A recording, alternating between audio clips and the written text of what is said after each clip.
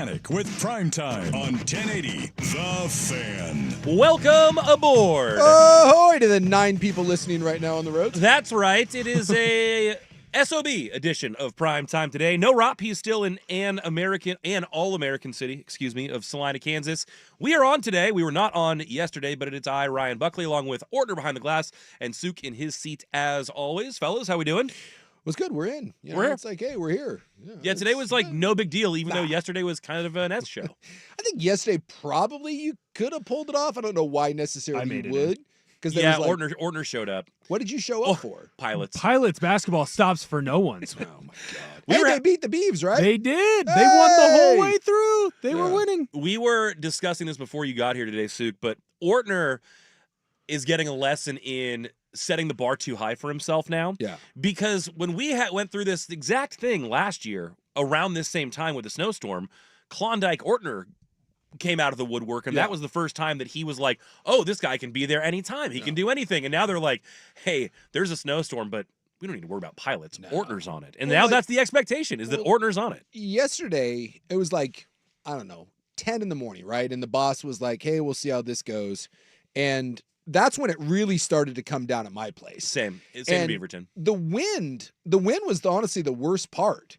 Like, dude, my neighbor's fence blew down. It was whipping. The little ice crystals were coming out. Everything was starting to freeze over. And we hadn't called it yet. And it's long been established on this program that my significant other, the BTJ, no one freaks out about weather quite like she does. And the amount of like venom and anger that was being spewed my way at the idea that I may have to go to work, oh my God. And so I just kept playing it up like, I don't know what to tell you, hon, the show's on. I'm going. And just, she was cursing. She was like, I will get your boss on the phone right now and tell him to go to hell. You are not driving. You're going to drive down there. There's no one on the roads. You're going to come back at 7:30. It's not, and just losing it. And then about noon, I was like, all right, honey, I'm not going in. And it's like getting there isn't a big deal. It's coming home. It's coming home across bridges at 7:30. And I told this to my daughter, who Portland State closed. She goes to Portland State. She was like, well, I've got a lab today. And I said, honey. No, you don't. You know you don't. And I said, even if you do have a lab, one person's going to show up, and that's not going to make a difference. That one day, I get it. If this is going to go on for 9 days, I get you have to find a way to different story. Different story. But you're going to have one day of bad. Dude, and like even every government official's like, dude, if you don't have to, just stay at home. Yeah. It's not worth Again, I go back to that poor bastard, the guy that owned the Mexican restaurant that Peter Panned off the bridge all those years ago. Yeah. Because his car, it's not worth it. No. Spend a day. No one's out on the roads anyways. Lay around and watch movies and get all fat and sassy. I saw Belfast last night. I watched some hockey. Okay. Yeah, I was What? I sped. The streets weren't that bad. I was hitting 65. You were speeding? Yeah. How was your night solo here at the station? I didn't stay the night. I got home. I heard the freezing rain start to come down, and I got home fast. Yeah. But again, because Will has previously spent the night, they thought, you know what? He might just spend the night for the morning show. And then there wasn't going to be a morning show, so there was no night to spend.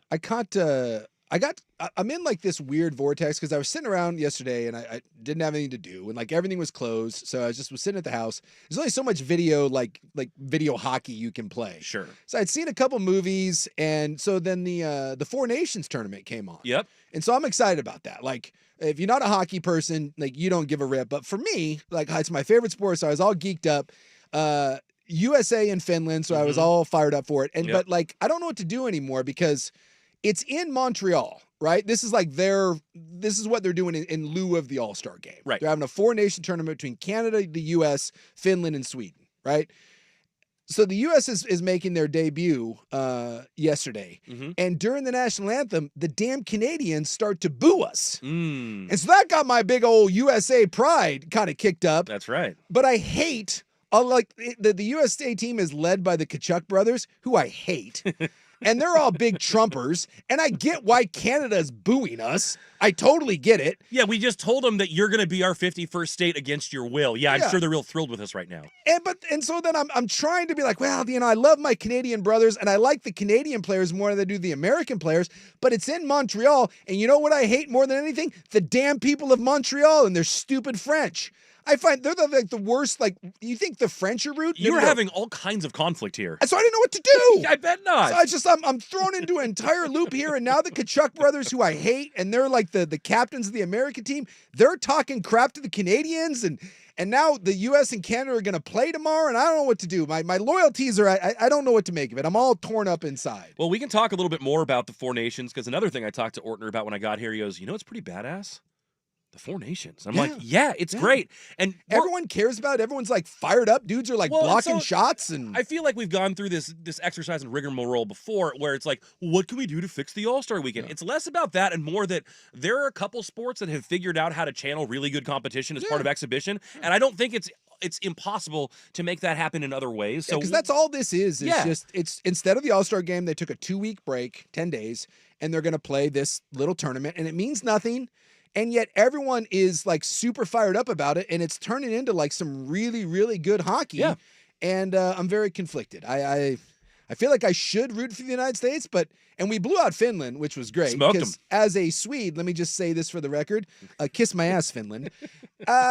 But I just this and the Swedes hung tough with Canada. I love my Swedes, and so I love the Swedes, right? I love Canada, and then I got my American pride. But what do you do? Like, I've never had this. If you're a Giants guy, right? Yeah. Well, who's your what's your diehard team? You're a Seahawks guy? Probably Seahawks are the best. Yeah. What happens though, like when someone that you truly hate becomes like your quarterback? Yeah. I didn't like for a while when like Washington Huskies, as a Ducks fan, would become 49ers, and then I had to learn to love Deshaun Goldson, and guys like that. It's very weird. Like if you were an anti-Laker guy, and then like I always said, like with the Blazers, I'm like, dude, if Kobe came here, you would kiss his ass in 2 seconds. You're like, no, we'd hate him forever. Mm-hmm. So it's very weird when you're watching your country, and I want to bleed red, white, and blue. I want to go Ricky Bobby. These colors don't run. I hate the freaking Kachuk brothers. Just look up Matthew Kachuk and tell me that you don't want to punch him in his stupid face. Yeah, the Kachucks are they're kind of hardos, aren't they? Yes, yeah. they're just and Brady's like an instigator guy. They both are. Yeah.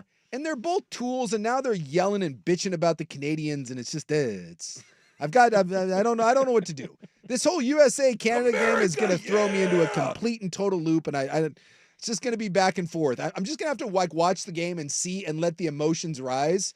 Because sometimes if you don't know where to root for it, you just it's watch. Almost better that way. You just watch the game, and then naturally. But I'm kind of terrified that as I watch the game, I'm going to find you'll pick the wrong side. I'm going to pick the wrong side. I'm going to find like deep down you're a Slytherin. Right, exactly. like Connor McDavid's going to score a goal, and I'm going to be like, yeah, and I'm like, no, I'm American.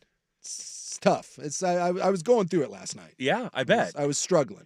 I didn't catch much of last night's game because my last 48 hours were spent, with the exception of about 20 minutes in the snow in the backyard, with 2 boys under the age of 4. So that was my last 48-ish hours. You're happy to just be out of the house. That's exactly right. Interacting with other adults, because also my wife didn't come home on Thursday night, not because she was out, but because her flight home from a business trip was canceled. So she came back to she could only get a flight into Seattle, and then she came down this morning. But you're me and the boys. Only one that was super fired up about hearing that there was a show, because you got to an excuse to like, oh, I got to leave. Well, the and house. so I mean, yesterday's snow, like I would have been able to come in, but my kid's school got canceled, and then the option to help with childcare was my mom, who lives out in Newburgh, and she's up on a hill, and she wasn't going to be able to make it down. So I'm like, no one to watch the kids at the place where we usually take them to get watched. Someone who could come over to watch them also can't make it here. I can't really go anywhere. So I just like that your brain, we've officially reached the point where we know 48 hours of all kid, no adult rots your brain. Yeah. Honestly, I think that's probably a real thing. Yeah. You know, that's why you got to stick to a strict drug regimen. Keep your mind limber. That's Otherwise, exactly right. There's too many, Bluey or Paw Patrol. Oh, and yeah, we ran through a bunch of them. Let's see. Yesterday was like the full day at home with the kids. It started before 6 a.m. and ended around 8 p.m. And I think because we were mostly doing indoor activities, there was a lot of Disney stuff in the background. I think we hit Moana early on. We hit some Mickey Mouse Funhouse. We hit, what else did we do? Today we fired up Finding Nemo, which I like. Yeah, when you can find one that you can tolerate, that's worth its weight in gold. Because even now, like during the holidays or whatever, I'll have all my kids around me, and we'll be flipping through it, and something will come on. In fact, this holiday, if you're a girl dad, you remember these, but Barbie made a bunch of DVDs, like the Barbie Mattel brand, and it would be like Barbie and Swan Lake, Barbie and the Nutcracker, and they were animated movies of that, but Barbie is the main character. And one of them came on during the holidays, and my daughter turned to me and goes, "Oh my God, you've seen this how many times?" And I'm like, "Probably 20." And she just looked at me and goes, "I'm sorry." She's like, "I love you." Came over and give me a hug. And she's like, "You know every word of this." And I'm like, "Yes, I have seen this. I have seen Barbie and the Nutcracker no less than 20 times." And as your kids get older, they will appreciate. One day, your two boys will look at you and be like, "Thank you, Dad." Yeah, and they're at the age, especially the one who's almost 4, is like he's in the high repetition stage. Like, and so he'll go on a kick for one thing. Like he could watch Moana 6 times in a day and be totally fine. And then in 2 weeks it'll be something totally different. I watched High School Musical once, probably over a 7-day period, no less than 13 times. Yeah. So what I was going to say though is that I really like Bluey for the reason that all the episodes are 8 minutes long. Oh, that's tasty. And there's like 3 seasons of like 50 episodes each. So you never see a repeat, and they're kind of written a little bit for the adults too. There are plot lines that are about like the adults always being tired, or why does mama want to go on a walk by herself, and stuff like that. And there's the kid stuff too. And they have the cheeky Australian accents. They're a family of blue healers. Bluey does it for me right now. And the theme song absolutely slaps. It's the best. It's the best of the bunch. SpongeBob was probably mine. Okay. I remember I could handle SpongeBob. SpongeBob missed me. Like that was my brother was SpongeBob, but like I was just out of cartoons when SpongeBob became like well, not just out, but like SpongeBob was not in my little purview, but I bet it's in Will's. Yeah, I love SpongeBob. The other one, if you have YouTube through your TV, Kid Story Time, Kid Story or whatever, if you ever get like stuck in a hard spot and you need like someone else to read a book to your kids, okay. It's about 15 to 20 minutes a book. That's a good one to use too. Okay. And I definitely don't do that as a substitute when I don't want to read to the kids. Definitely don't ever do that. You just punt to YouTube? I would never read The Bad Seed through YouTube. I could do SpongeBob, which I enjoyed. Was probably my go-to. Like Phineas and Ferb, I remember, was pretty good. That I could get behind from time to time. Powerpuff Girls was a big deal because I had girls. Yeah. So Powerpuff Girls, Mojo Jojo, Evil Monkey, like you could find little, and then every now and then you just had to suck it up and be like, well, here, yeah, Barbie Nutcracker, let's go. High School Musical was tough. Yeah. High School Musical, and then like the Nickelodeon shows, like the Zach and Cody or the Sweet Life. Sweet Life and the Sweet Life on Deck. Oh my God, those were just they're cringe. They were so bad. I remember just sitting there and being like, why? What? It's like, how much can I drink and not be considered a terrible father at this point? You know, just a little. Well, on a day where you're stuck indoors and definitely not driving anywhere, I don't think there's a limit to that. No. Well, maybe some limit. The other thing that I wanted to bandy about and just kind of like bait the hook with and see what we get throughout the show. On my way in, I was listening to our esteemed afternoon show, Danny and Dusty. Yes, as was I. And did you hear them talking about the activity Danny will be doing at Moda Center at some point this basketball season? No, what's he doing? Danny's going to be in the battle ball. What is? Where they put you inside the giant inflatable ball and then you sprint at someone full speed and like run right in. So like during a Blazer game? Yeah, I guess during a timeout, something like that. What's the opening of the battle ball? Well, and I was I also need to know how much room is in that thing. Well, and then also like they were discussing like which other Blazer media member could take on Danny, and he's like, not a lot of other ones in my weight class, if we're being honest here. And so, and like, but we've done this for 1080 The Fan before, where it's like we talk about like, which show would win in a 3-on-3 tournament. Like now I'm wondering what would be the best battle ball matchups that you would want to see among fan hosts here, and also just in sports in general. Who should just go full speed ahead in a giant puffy orb? You'd have to find people that were willing to do it. You're not getting me in a battle orb. Ortner that's an Ortner thing. Will would go battle. And actually, that's the matchup I want to see. I used to love Knockerball back in the day. Did you ever play Knockerball? Sook versus Ortner in a battle ball. I want to see that. Dude, I am almost 47 years won't old. hurt. You know what I'm fine. not doing? I'm not getting in something. What did you say? What? Knockerball. It's soccer, but with the battle ball, and you just like run through people. It doesn't hurt. Trust me. Like we used to just line up on opposite sides of the field and sprint towards each other and smash into each other. Here's the thing. It's not a matter of hurting. I'm more than capable and willing to do things that hurt way worse than that.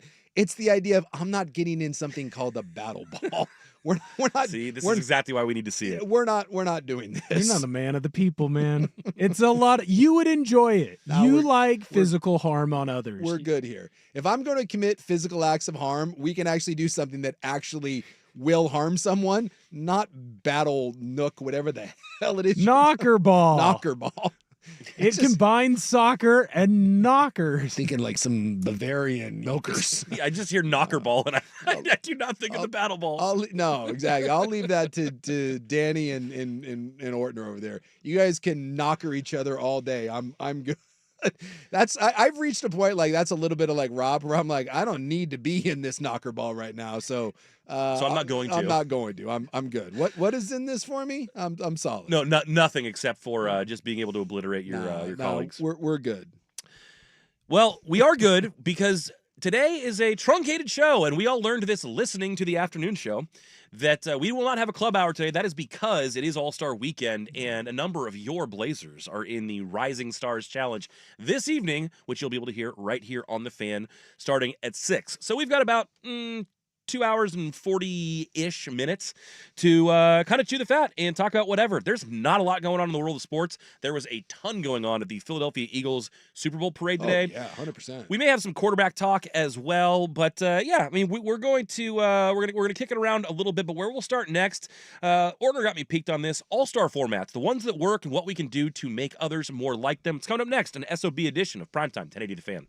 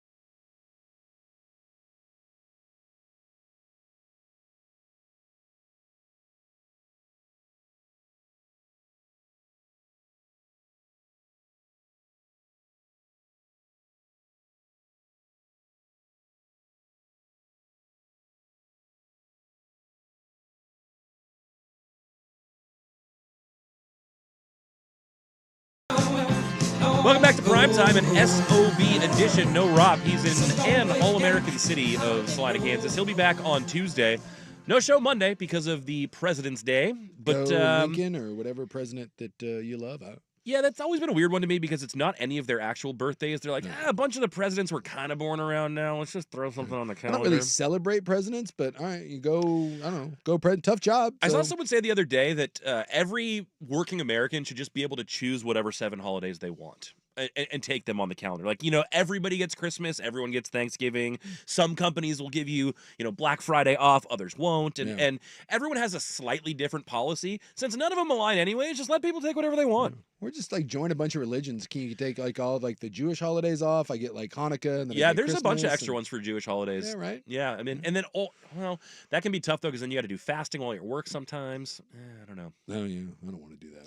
No, well, fasting. I mean, I can like pretend, right? I mean, of course. Most of the people I know that claim to be religious aren't really religious anyway.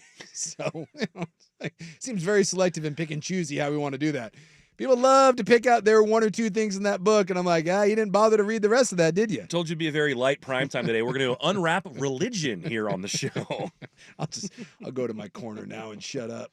Sorry about that. Sports can be religion, though, or at least people can take sports as religion, and I actually think that is one of the closest things that we get to, similar to how people are about defending their religion and their background, their makeup.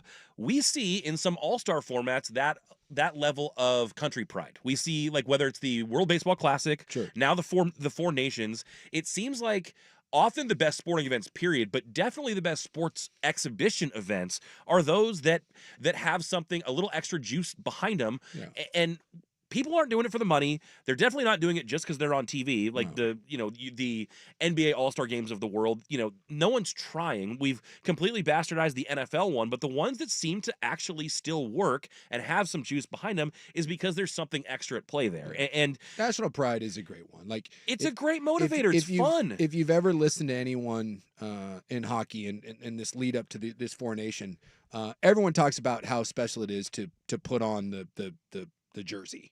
Right. And soccer has this too, right? Anytime there's international competitions. And some of that is that those people in those sports grew up with that, whereas some of the others didn't necessarily have that. Like, no one really else plays football in the world in the United States. Right. The NBA is one that I would think that you could get on board with this because it's such an international game. It feels like you should be able to do kind of a U.S. versus world. Now, I don't know how much the world team would take pride in, like, oh, we're just on the international team. But if, I don't know how you make that work. But, baseball's perfect because you have so many nations and they that are evenly represented almost. Well, and I at least think that you should try it. Agreed. One of the problems that we have, too, with basketball is because we were always so far ahead of everyone else, I still think we have this, if we really try, it doesn't really matter. And when we lose, we kind of dismiss it anyways. Well, we didn't really care that much. Yeah, we have this weird kind of relationship with it where I for whatever reason, basketball just has never, I just don't think it grabs people the same way. I don't think the players care as much. But when they do, you saw it this last Olympic cycle. Yes. And they were supposed to steamroll everybody, but then towards the end, when they had to take on, I think it was Serbia, followed by France, and both of those games were close, this whole country came together, and it was awesome. And it was heated on both sides, and again, you get one of the best possible outcomes because there's the national pride involved. It is true. Like, if the NBA wanted to come up with a better exhibition game, this is the way. It really is the only way to get people to be involved. It's the only way to get people to truly be engaged is if you put some sort of, because money's not going to do it. Monetary, even if you put up a couple $1,000,000, I'm not certain that that's going to do anything. These guys make so much money. Or one guy goes for it and everyone else is still lazy. And it doesn't look like you're actually raising the bar. You can't do the baseball thing where you try to make the game mean something. That was ridiculous with the home field advantage. That was dumb. So you really do. It comes down to pride. Have you ever had your pride stoked doing something? Yes. Like you don't even. That's what sports is for, kind of. Yeah, you don't even realize that it's happening. Like I can't tell you how many times over the course of my life you're doing something and maybe you're playing against your kid or maybe you're playing against a neighbor or you're playing pickup whatever at 24-hour fitness or whatever it is you're doing and out of nowhere you just find yourself, for lack of a better word, you find yourself kind of like just pissed off. You find yourself caring. You find yourself kind of putting your foot on the gas a little bit, and that's pride. Pride can be the best and it can be the worst thing, but I don't know if there's a better motivator than pride. Yeah. And so how do you stoke pride in millionaire athletes? And I do think that national pride means something. Mm-hmm. And to me, when I see whether it's the Olympics, and I certainly see hockey, and hockey has it in spades because it's such an international sport. And Canadians take it so seriously, So and the Euros seriously. take it so Yes. seriously. And then I would like to think with the NBA and the international game spreading, and let's be honest, the international game is not just caught up to the United States. Probably eclipsed them a little bit. It's certainly coming for it. At least as far as development is concerned. Yes. And top end players. Like Yeah. if you gave me the best, and it's saying something because you're talking about one country versus the world, but if you gave me let's take LeBron still, we'll take Tatum, you take Steph, like Anthony Edwards, give me a power forward. Let's say throw KD on there. Yeah, let's throw Sure. KD in Or there. Bam. And I know that's an older team, yeah, but Bam was on the Olympic we'll team. throw yeah. that together, okay? And then on the other side, I get Jokic, I get Wemby, Get Luka. I get Luka, I get You Shea get is SGA. Shea is Canadian, right? Yeah, SGA. That's so you right. give me Shea and Jamal then, Murray, and then maybe? give me Giannis. Yeah, there you go. That'd be awesome. No offense, but that international team is going to kick us in the balls and make us believe in it. But if you wanted to get some of the American players to care, get embarrassed by that international team. I like that. And all of a sudden, I do think you've got some heat. I do. If you wanted something in the NBA to actually matter, I think that right there may light a fire under someone's ass because no one wants to get embarrassed in your game. I like that. And you can't do the international thing like you do with hockey because, again, I just don't think there's enough representation Right. for individual countries. But Right. an international versus, or even if you want to do a North American versus the world, and you give us the Canadians, so we get Murray and we get SGA. Yeah. But something like that, It would work. and And you it's worth a try. and it's worth a try, right? And you gave it more than the 3 or 4 days you did like hockey did, and you give it a week or 10 days, and you let that breathe a little bit, and you played a 3-game series, right? We're going to take this over 10 days, and we're going to give a best of 3. You got to win 2 of them. International versus the U.S. I think there'd be some trash talk. Yeah. I think there'd be a little heat to it. Well, and then because of the way the first one went down, it would add extra juice to the second and potentially third. Yes, and you put it like this is up in Montreal because obviously that's a hockey mecca. Mhm. So you put this in Madison Square Garden. Yeah. You put it in Los Angeles. I think New York is probably a little bit better. Let's get some angry East Coast people. Maybe a little easier for some of the international community to come over if you want. You do those 3 games over 10 days, and I think you really, really got something that would light a fire under some people's asses because no one wants to be embarrassed. Yeah. Again, pride is the great motivator, and no one wants to get embarrassed on their home soil in front of their fans at, quote, their game.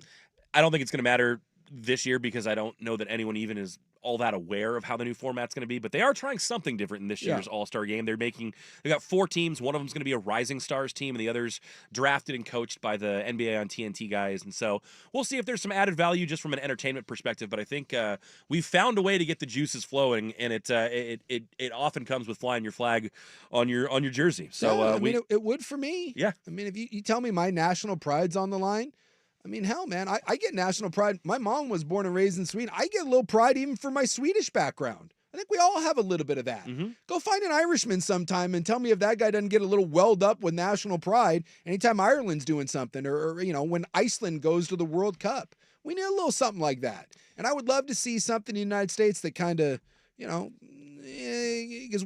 we take this, we don't care, we're too cool for school attitude. And I'd love it if we got something that kind of rallied us once, because God knows we need it right now. I like it. Well, the a fan base that needs no rallying, the Philadelphia Eagles, they had their parade today, and it was a very, very big day for beer cans. Bud Light specifically. Going to get into that coming up next, but first, Ortner with SportsCenter. Now, from the Fan Sports Desk, a SportsCenter update on 1080 The Fan. SportsCenter is brought to you by Langdon Farms Golf Club. Good or bad weather, the golf course is always the driest around. Download the Langdon Farms app today to get all the latest news and specials. First on The Fan, there's no Four Nations hockey tonight, but we do get a doubleheader tomorrow. First, Finland takes on Sweden in Montreal. Sweden is favored at minus 210 on the money line. That game's going to start at 10 a.m. Then at 5, Team USA takes on Team Canada in the marquee round-robin match. That game is currently a toss-up with both teams at -110 on the money line. NBA All-Star Weekend tips off tonight with the Rising Stars game. You can listen to that game here on 1080 The Fan at 6. In college basketball, the Portland Pilots take on Loyola Marymount Saturday. That's going to be a home game at the Chiles Center. That game can be heard here on 1080 The Fan, starting with Jason Swigard's pregame show at 6:30. The Ducks aren't in action until Sunday afternoon. They're taking on Rutgers in Matthew Knight Arena. Tip-off for that game is scheduled for 4. You can hear that game live on 1080 The Fan starting at 3:30 with the pregame show. More sports scores and stories in 30 minutes. I'm Will Ortner at the Fan Sports Desk. Listen live or on demand on the Odyssey app, the Fan's desktop player, or tell your smart speaker to play 1080 The Fan. The original home of the Herd.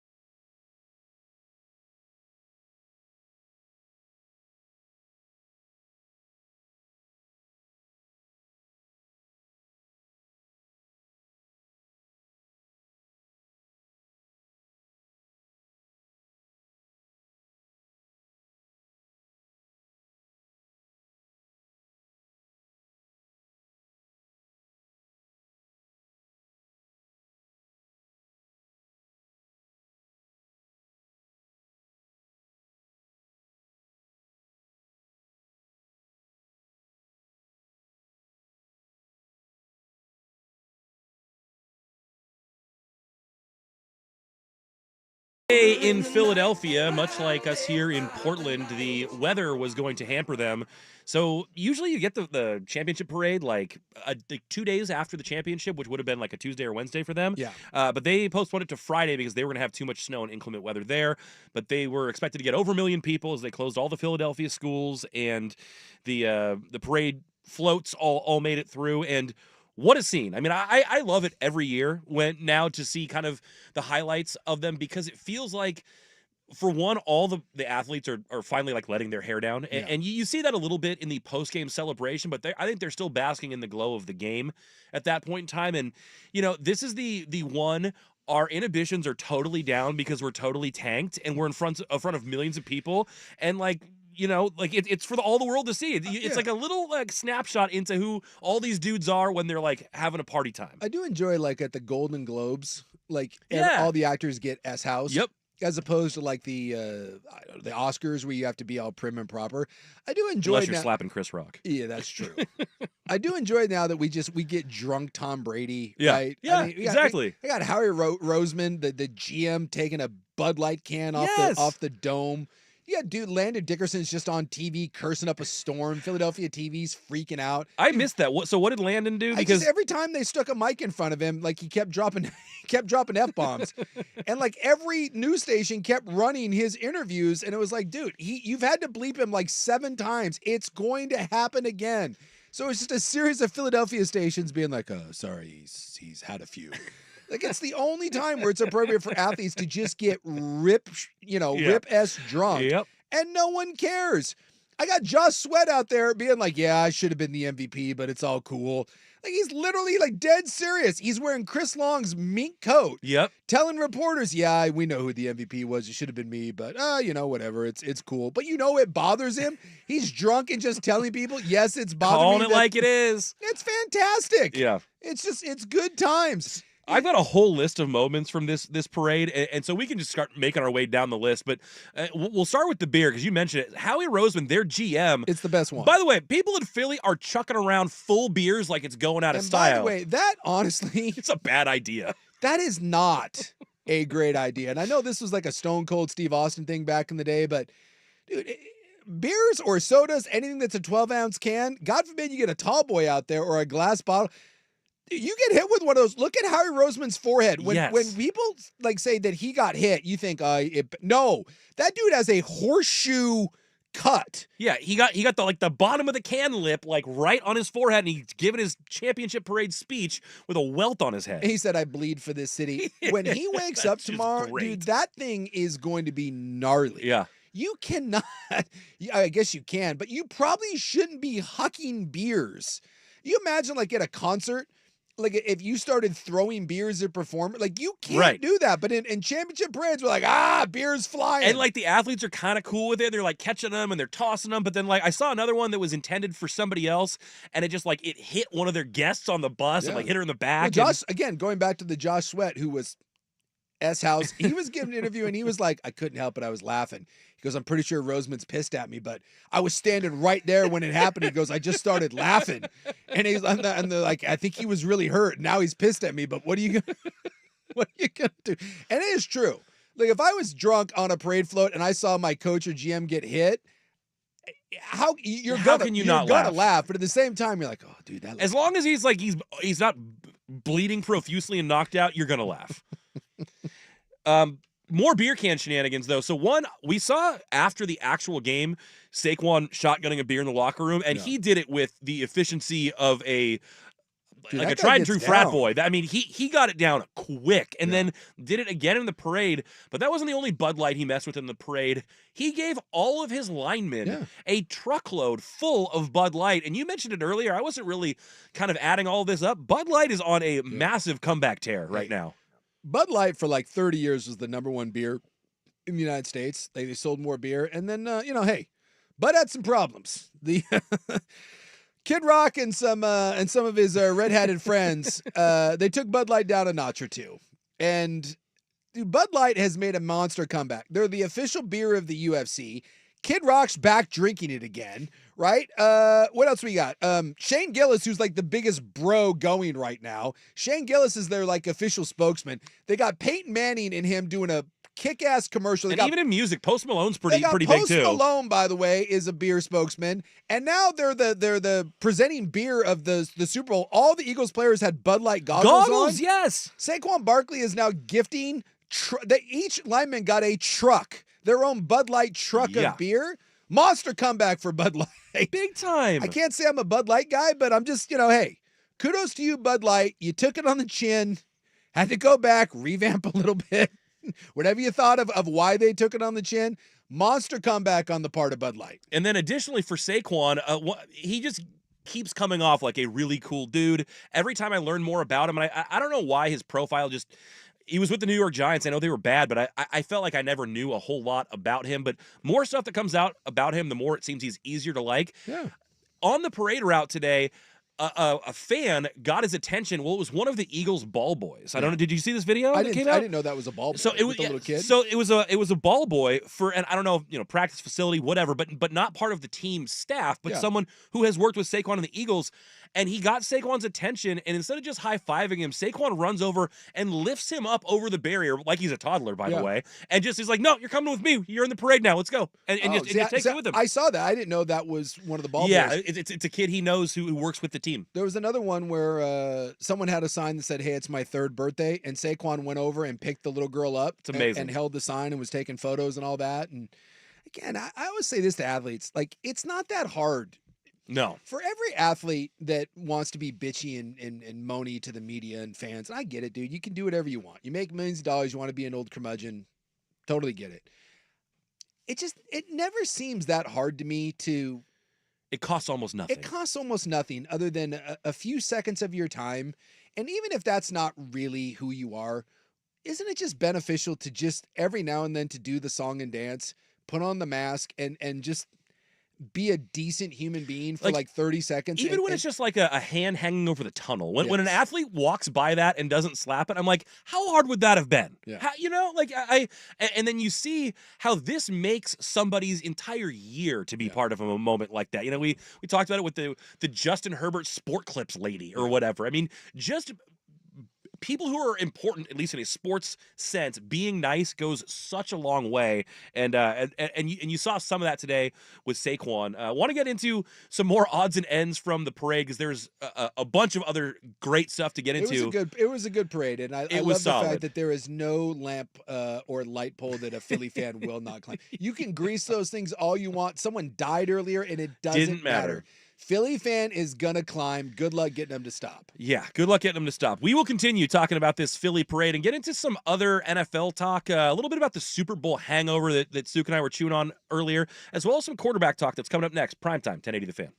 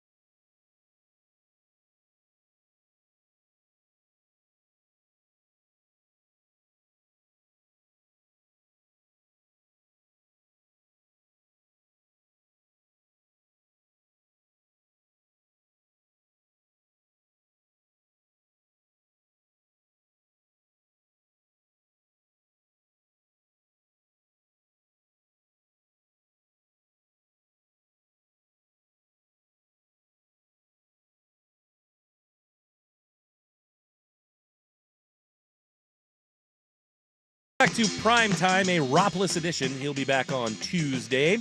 Talking a little bit of Super Bowl parade in Philly today. A couple other events or notable things there is the C.J. Gardner-Johnson doubling down and leaning in against the Swifties in his war against them. This was something that it seemed like he started on his own when he took a shot at Travis Kelce on Instagram after the Super Bowl, basically saying you should go back to dating a different type of woman. Well, I will say that if you look at Travis Kelce's dating history, we talked about this a couple weeks ago. Yeah. He's certainly had a type. Yeah. And that And type it's not being Taylor Swift. dark-skinned and thick and curvy. And then he went to Taylor Swift. Yeah, he said stick with that thick S. Yeah. And so and it went Swifties, from there. As we have learned, Swifties don't take kindly to slander against their queen. And so, and you informed me that I guess this restaurant isn't even a thing anymore, but in a way to try to find revenge and get their payback, Swifties united to find the former restaurant of C.J. Gardner-Johnson's mother that she either ran or worked at, and they all showed up in droves to leave one-star terrible reviews about this restaurant that I guess was defunct anyways. Yeah, it was the King's Grill. It was bombarded by negative reviews by obsessed fans, but it was the mom who had the last laugh. She said, I have friends who were sending me texts and screenshots. They were going, oh my God, look at this. And the first thing everyone was laughing about them having attacked. But he said there's really no backlash because in the process of selling King's Grill anyways, it didn't affect us one way or another. So, and so whoever's buying it is probably like, what the hell, man? Wonderful. I guess we got to change the name now. But then the part that surprised me is that, okay, so she and they maybe get the last laugh here. No. Going into this offseason, it sounds like C.J. Gardner-Johnson wants a war with the Swifties, because then he then put on a T-shirt, which if I read it to you, I don't think I can actually say it over the air, but it says Swifties can, and then it has the Roman symbol for the Super Bowl, which was L-I-X. Yeah, licks. Swifties can, L-I-X, and then beneath that, my beanbag. Well, not my beanbag, but my balls. His footballs. Which, hey. So if he thought he was catching some for that first Instagram post, I feel like it's only going to get worse now, and apparently he don't care. Well, I mean, I've said this a lot of times about the whole internet bullying thing. Can't you just not be on the internet? Like I'm not trying to make light of kids that I don't want any kid to get bullied, but when I hear the oh my God, it's on Instagram, you log off. You just log off. And I do enjoy that Gardner-Johnson's like, dude, I don't give two S's. Oh no, a bunch of people are sending me mean comments on Instagram. Boo-hoo. Speaking of logging off, we'll talk about this a little bit later when we talk quarterbacks and Aaron Rodgers. See what the Jets did yesterday? Oh, yeah.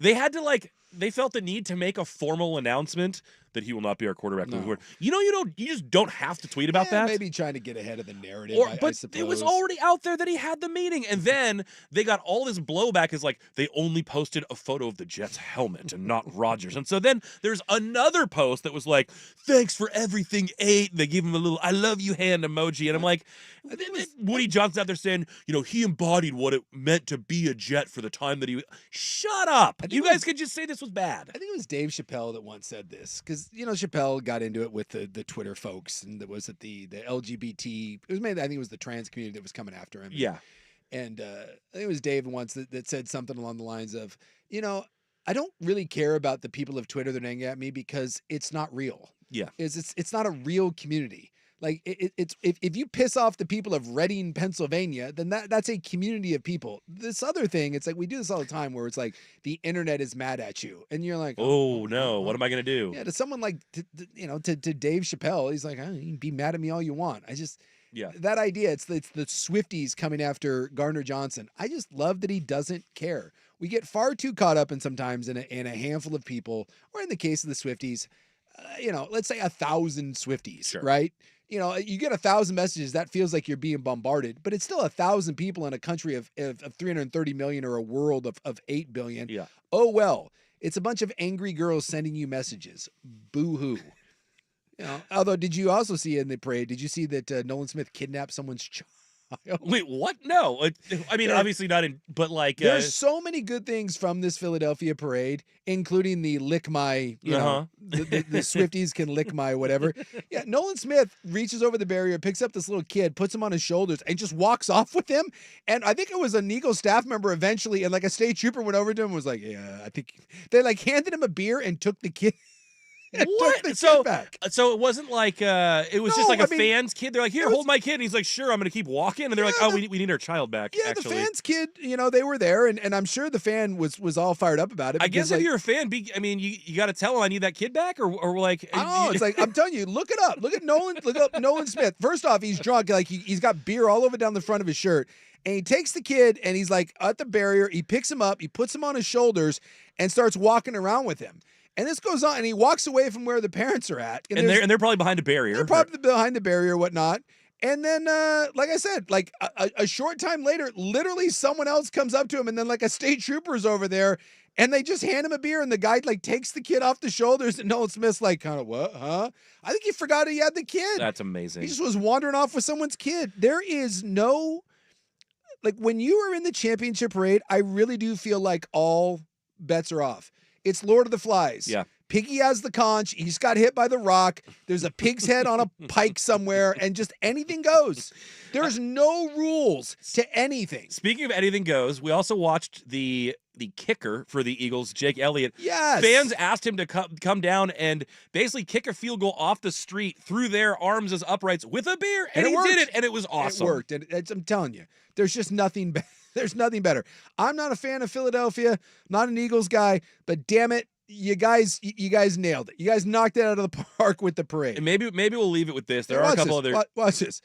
Yeah, oh, yeah, okay. Yeah, watch. You just watch as someone comes over. He's someone, high-fiving everybody. Yeah, someone whispered to him like, "Dude, you can't take that kid." Like, hey, whose Yeah, whose baby is you got to that, take dude? that kid home. You got to take that kid back. And He's helping the kid wave to the crowd. yeah. And look, they just hand him a beer. You're like, dude, no. Let's switch. They trade him a beer for the kid. Here, get the kid down off the shoulders. We'll give you the beer. Yeah, we'll keep And going. I guarantee Nolan Smith was like, what? Amazing. Huh? What? Oh, yeah, I got a kid. And then there's like a cop that's like talking to him. Probably like, hey, no big deal, but like, can't wander off. So I The just kid's like 3, by the way. You can't wander off with a 3-year-old. No. And by the way, to parents out there, while that is kind of a cool moment for you, it might be terrifying that you just handed your 3-year-old to a piss-drunk NFL player that's now wandering around. That little kid has no idea what's going on. No. None. Like, whenever I see this, like, where there's, like, a little kid and, like, he's holding a sign that's like, it's my dream, whatever. No, it's not. That's not that kid's dream. It's your dad's dream. It's your dad's dream. That kid has no idea what's going on. That kid only knows that he's somewhere with a lot of people and he just got handed to a stranger that smells like grandpa. And now it's awkward, and now there's a cop taking him off your shoulders. That was like the kid at the Boston parade. He's like, I'm only 7 years old, and I've been to 11 of these or whatever. And then people are like, oh, that kid, he sure knows he's got it good, doesn't he? It's like, no, he his has no parents idea. are like telling the world, you know? Just saying, parents out there, don't hand your kids to strangers, athletes. Don't do that. That's not a good thing. And that state trooper right behind, like, he's following him. Yeah. That state trooper Like, immediately. he has my son. Yeah. That state trooper immediately was just like watching this, being like, this can't go well. Nothing good happens. He's going to fall off the back. Yes. Nothing good happens here. Well, I tabbed over to Twitter just to find that video, which you ended up showing me. Yeah. But what I got was a different parade video. And I had seen a still shot of this couple before. Did you see the couple that got married at the parade today? No. There's a woman in a wedding dress and her, I guess, fiance in black slacks and an Eagles jersey. And they're tying the knot at the parade. But it doesn't get any more Philly than this, because the video I'm seeing now has her in like the train station or whatever, and he's like helping her with her dress.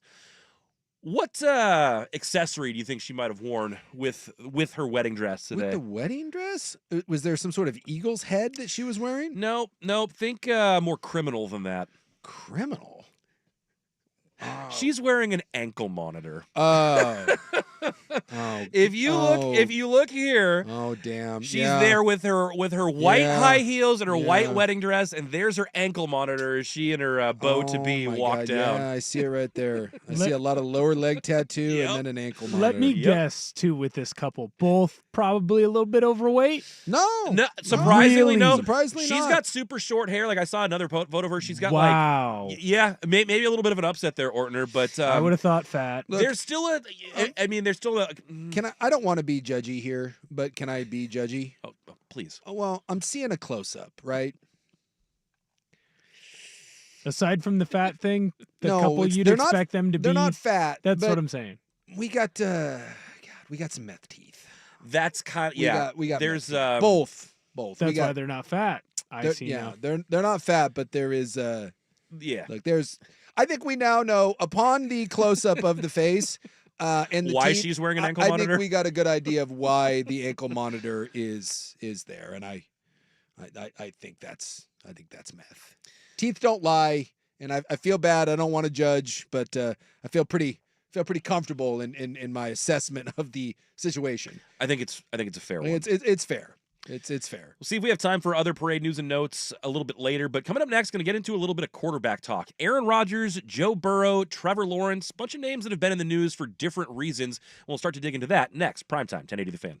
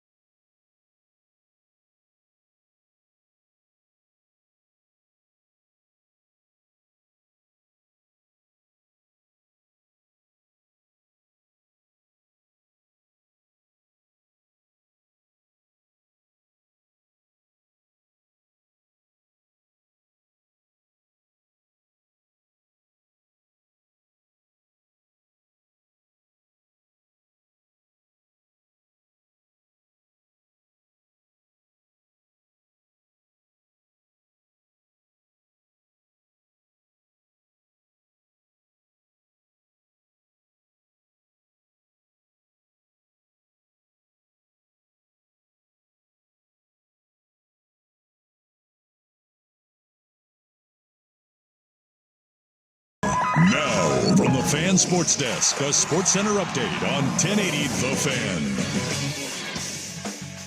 First on The Fan, no Four Nations hockey tonight, but we do get a doubleheader tomorrow. First, Finland takes on Sweden. Sweden is favored at -210 on the money line. That game starts at 10 a.m. Then at 5, Team USA takes on Team Canada in the marquee round-robin match. The game is currently a toss-up with both teams at -110 on the money line. NBA All-Star Weekend tips off tonight. You got the Rising Stars game. Right now, it looks like they're getting ready for the pregame in the Celebrity All-Star game. You can listen to the Rising Stars game here on 1080 The Fan. That's going to start at 6. The Ducks aren't in action until Sunday afternoon, the men's basketball team, that is. They're taking on Rutgers at Matthew Knight Arena. Tip-off for that game is scheduled for 4 p.m. You can hear that game live on 1080 The Fan starting at 3:30 with a pregame show. More sports scores and stories in 30 minutes. I'm Will Ortner at the Fan Sports Desk. Listen live or on demand on the Odyssey app, the Fan's desktop player, or tell your smart speaker to play 1080 The Fan. The Fan is live on YouTube and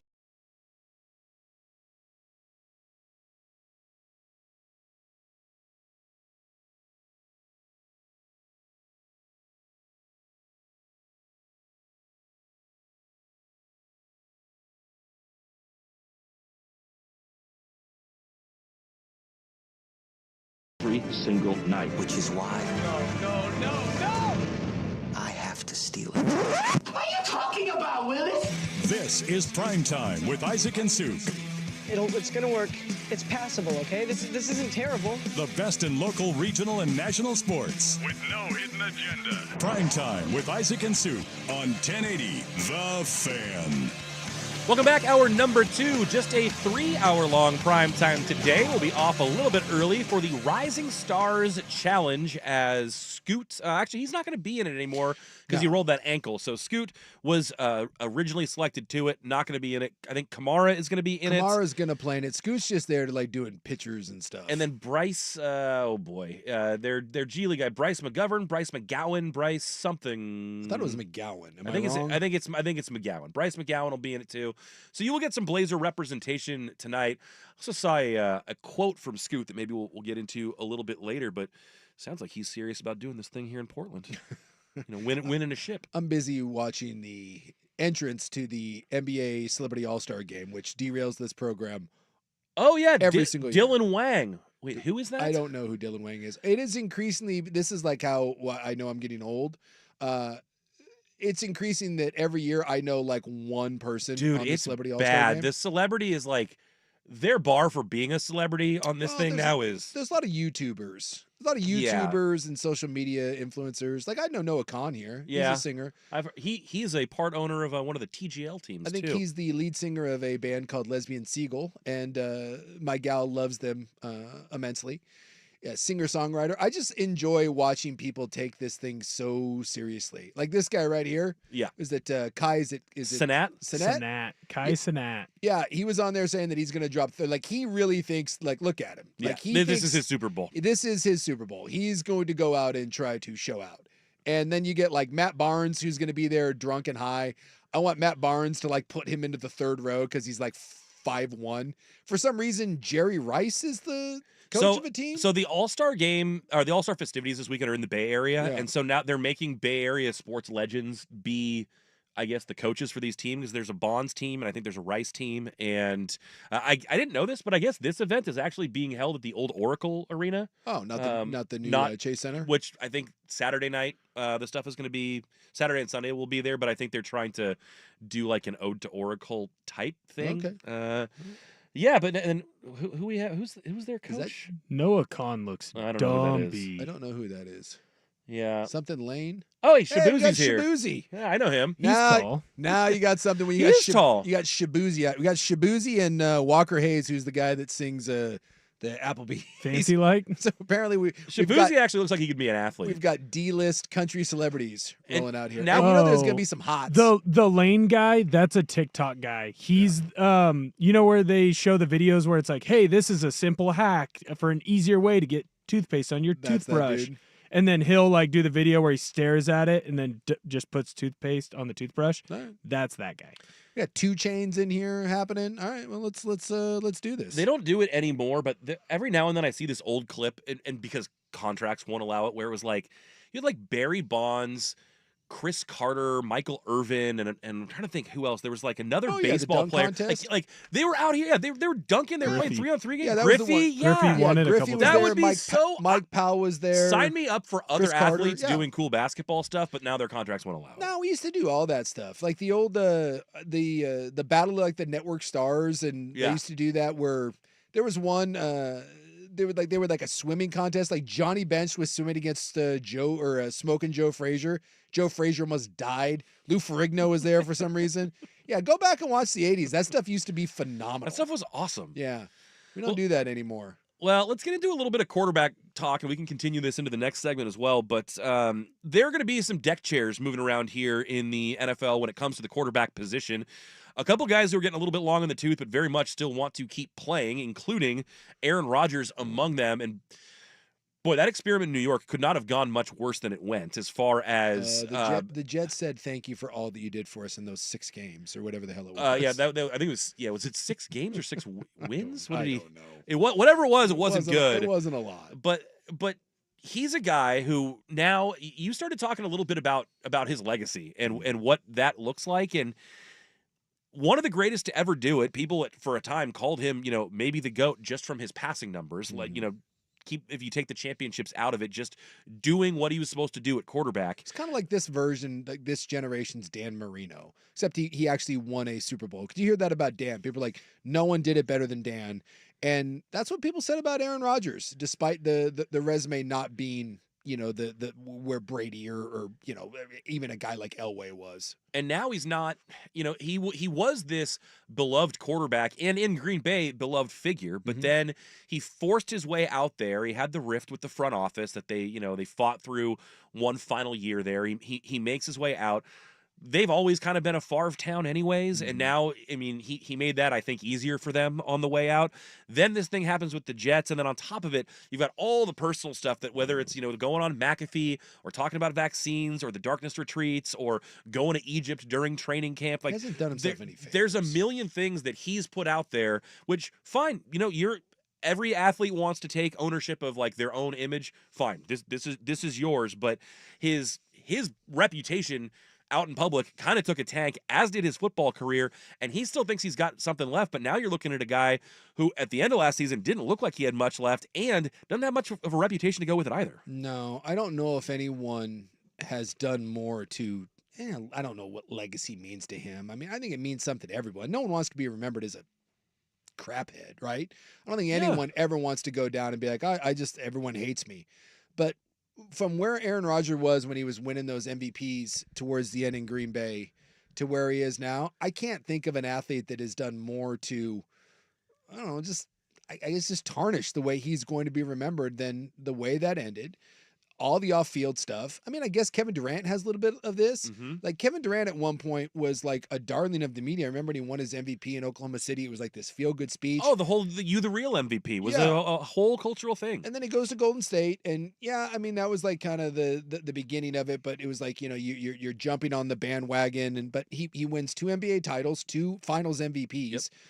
Despite when anyone will tell you otherwise, he was the best player on that team. It was not Steph Curry. No question. Kevin Durant was the best player on that team. Yeah. He tears the Achilles. Otherwise, he wins 3 in a row. And ever since then, he forces his way out, goes to Brooklyn. It's a disaster. And it wasn't even that he forced his way out as much as it because he had an just option. left. He just let it go. He just let it go. He signed up in with a very chaotic Kyrie Irving. And James Harden. It's a disaster in Brooklyn, forces his way out there, goes to Phoenix, starts getting burner accounts, and literally just nukes the way people will think about him. Yeah. Kevin Durant should be thought about as the second best player of his generation behind LeBron, and he will not be. It won't. And Aaron Rodgers probably should be thought about in the same category as not maybe Tom Brady, but that second absolute killer, all-time competitor, few that could do it like him, and instead you have a different image of him. I think he gets remembered as a pain in the ass. And I think he gets remembered as someone that flamed out. And I also think that people are going to go back and look at some of the bad playoff losses that he had. Yeah. See Seattle, Yeah. where they were the number 1 seed. And I do not think Aaron Rodgers is going to get his flowers. And you can say that that's his fault, but this is a masterclass in how to ruin the way people view what is still a Hall of Fame career, but I just don't know who remembers him fondly. I don't think Green Bay will ever embrace him the way that he probably should be there. Right. And just in general, I think he kind of gets viewed as a clown now. He named his own documentary Enigma. I mean, he wants to be the different guy, the I'm not like you guy. Yeah. Well, and unfortunately he did the I'm smarter, I'm better than you. Yeah. And I'll tell you what, if you're going to do the I'm smarter, I'm better than you, you better have more than one championship, and you can't have an end the way it did where Green Bay moves on from you, and not only do they move on from you, but they don't regret moving on from you, right? Like Green Bay doesn't wish that they would have kept this around, and New York looks like a giant mistake, and now I don't know where he goes. I mean, I know he still wants to play. Yeah. And that was my next question for you is how many realistic landing spots do you think there are? I don't think there is one. I mean, one that I think makes sense to me, because if you're a team, the only way that Aaron Rodgers makes sense is if you feel you on the precipice of a Super Bowl and yet you have no quarterback whatsoever to speak of. Because that's the thing is he's not an upgrade from an average quarterback. No, he is an average quarterback. He is an average quarterback, and he's an average quarterback that's old as dirt and kind of a headache and a giant pain in the ass that comes with a lot of crap on top of it. So for someone like people keep saying the Raiders, why? Why, if you're the Raiders and you're trying to build a culture, and by the way, you're nowhere near winning anything, why do you bring in Aaron Rodgers for a year or two? What does that do? Yeah, because that's the thing is it's when the Jets thought, hey, we've got a nice roster, he might be the get us over the hump guy before the Achilles. That at least made some sense. Yeah. But now it doesn't look like he has the game to go with it, so you don't see him as he'll help us get over the hump guy. The only one to me that makes any sense, and I mean any sense at all, is, well, it would be two. One would be Minnesota, which is weird because that's the Brett Favre thing. That was one that I was going to ask about, yeah. But if you're Minnesota, you're telling me that's an upgrade over Sam Darnold? You're telling me that's an upgrade over J.J. McCarthy? And obviously you don't know what you have in McCarthy, and maybe they don't want to pay Darnold what you would have to pay Rodgers, but... And then the other one after... And so if you're doing that, I mean, I guess you could say you're moving on from Darnold. You don't want to franchise tag him. You're saying, we don't know if McCarthy's ready, so you're buying a year of Aaron Rodgers. That's where you're going with it. That's the only one. I could say Cleveland maybe, but Cleveland that's a whole other mess. That he's not doing jack crap in Cleveland. The only one, and I mean the only one that I can make any sort of rational case for is the Minnesota Vikings, which would just be the strangest thing in the world to see the Favre and Rodgers thing come full circle and end up in Minnesota to wind this thing down. But again, I just don't know how anyone could watch Aaron Rodgers over the last year, because you only got the 1 year with the torn Achilles, and say that guy is a Super Bowl quarterback. Yeah. When are we going to learn that being old with an Achilles tear, Kirk Cousins, that's not good. Speaking of, one more place that I've heard Aaron Rodgers connected to, and could Kirk Cousins be on the move as well? We'll get to that on the other side of this break. It's a SOB edition, Primetime, 1080 The Fan.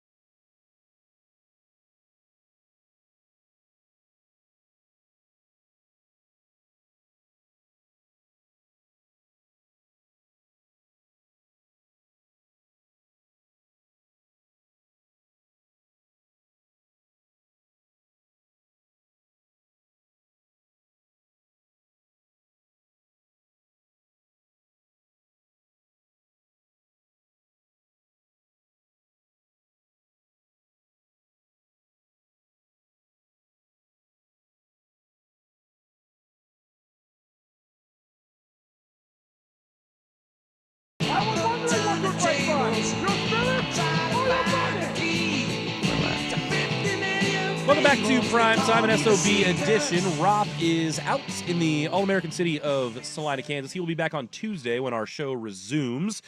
No show Monday, and yeah, that'll get us to Tuesday. So that would get us to Tuesday, indeed, yes.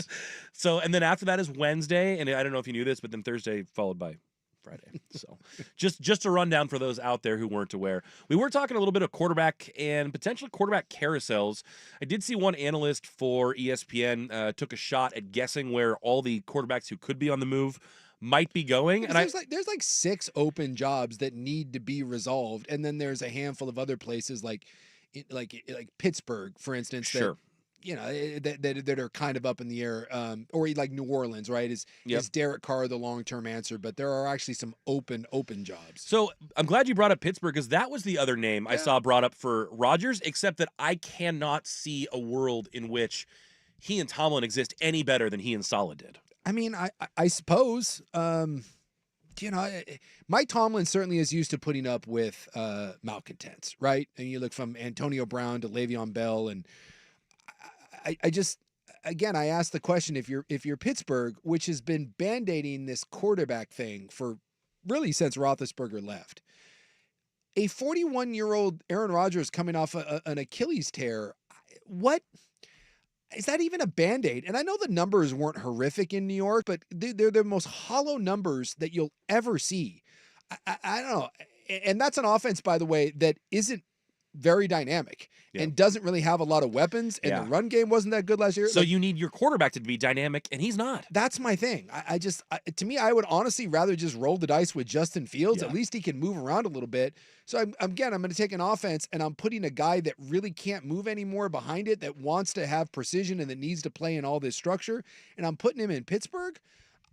I guess if Pittsburgh really thinks they're Aaron Rodgers away from winning a Super Bowl, I just think if you're Pittsburgh, you've got to find a better way to address it than that. But I suppose you can make an argument that would be the other one. So this is just one guy's list, but I'm going to throw the rest at you, and you can just tell me whether you can see it or not. But so Rodgers to the Steelers was one. He had Russell Wilson to the Raiders. Sure. I mean, again, if Russell Wilson is a little bit younger, and you could see him as a bridge guy, because clearly Tom Brady and company need to find a long-term answer to their quarterback. That long-term answer isn't Russ, but there's no one they have in the building.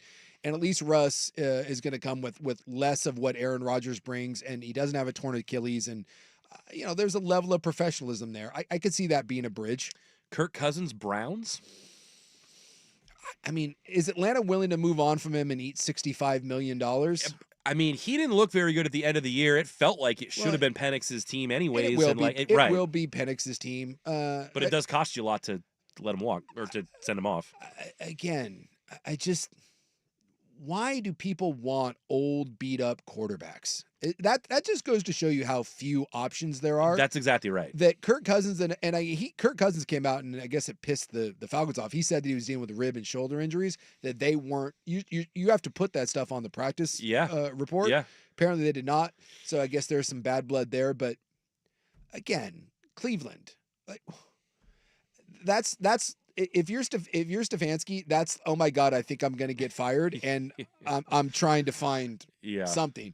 So again, for a team that's desperate, sure, why not? I could see that if Atlanta is just willing to just eat $65 million and just move on. Feels like Stafford to the Giants is getting some traction. Yeah, but again, that may be the dumbest of all of these. Stafford did confirm that he's going to come back and play next year. Mm-hmm. So Matthew Stafford, who is 37. Why would Matthew Stafford want to go and get his teeth kicked in with the Giants?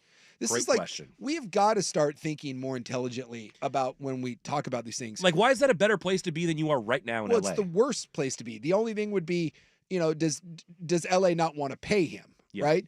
Okay, the Giants willing to pay you? So you're willing to take an extra $6 million a year to go play in New York and do what? This is the Saquon Barkley thing, where people want to give the Giants crap about not paying Saquon Barkley. Totally what was he going to do for that team? Saquon Barkley would do nothing for the Giants. And when I tell you that Matthew Stafford will do nothing for the Giants, he will do nothing for the Giants. Yep. He won't last the season. So, this idea that Matthew Stafford needs to go anywhere else, if Matthew Stafford's going somewhere, like Matthew Stafford to Minnesota, that makes sense. Matthew Stafford, if you wanted to say that with Cleveland, again, Makes sense. It's a better roster. The Giants are a bad roster. Yeah. Legitimately. It's a really bad It's team. a bad roster. Yeah. That needs to be overhauled. And 37-year-old Matthew Stafford does not fix that. It's like Matthew Stafford to the Raiders. It's an absolute waste. It's a waste for the Raiders, and it's a waste for Matthew Stafford. You have to find proper fit. So the best fit is Matthew Stafford back with the Rams. Find a way to get it done, because Matthew Stafford and the Rams should have beat the Super Bowl champion Philadelphia Eagles. Yep. If they block Jalen Carter, they beat the Eagles. There was a walk-in touchdown. I think it was, I think it was their tight end, but it was a walk-in. It was a walk-in touchdown. So if you're the Rams, find a way to get that done, because with that young defense, that's really good. Yeah. The only way if you're the Rams and you move on from Matthew Stafford is you can find a young quarterback. But you can't take a team ready to win with this young core and then say we're getting rid of Matthew Stafford and then be like, we'll figure out our quarterback So situation. that's where this list says, if Stafford is in fact moving on from the Rams, they said Darnold if Stafford goes from the Rams to the Giants, Darnold plugged in the Rams. Can you see that? That would be one if you could work out some sort of deal and get a team friendly contract with Matthew Stafford, or not Matthew Stafford, but Sam Darnold. You get a Geno Smith, Baker Mayfield style deal where you just are like, dude, we are not going to give you $40 million, but we'll give you 26 and we'll guarantee you 3 years, and we're going to take that extra money and we're going to continue to build this really young team. Yes, that I could see. And then Minnesota gets their quarterback with Matthew Stafford that says, hey, we think we can win. We were a 13, 14 win team.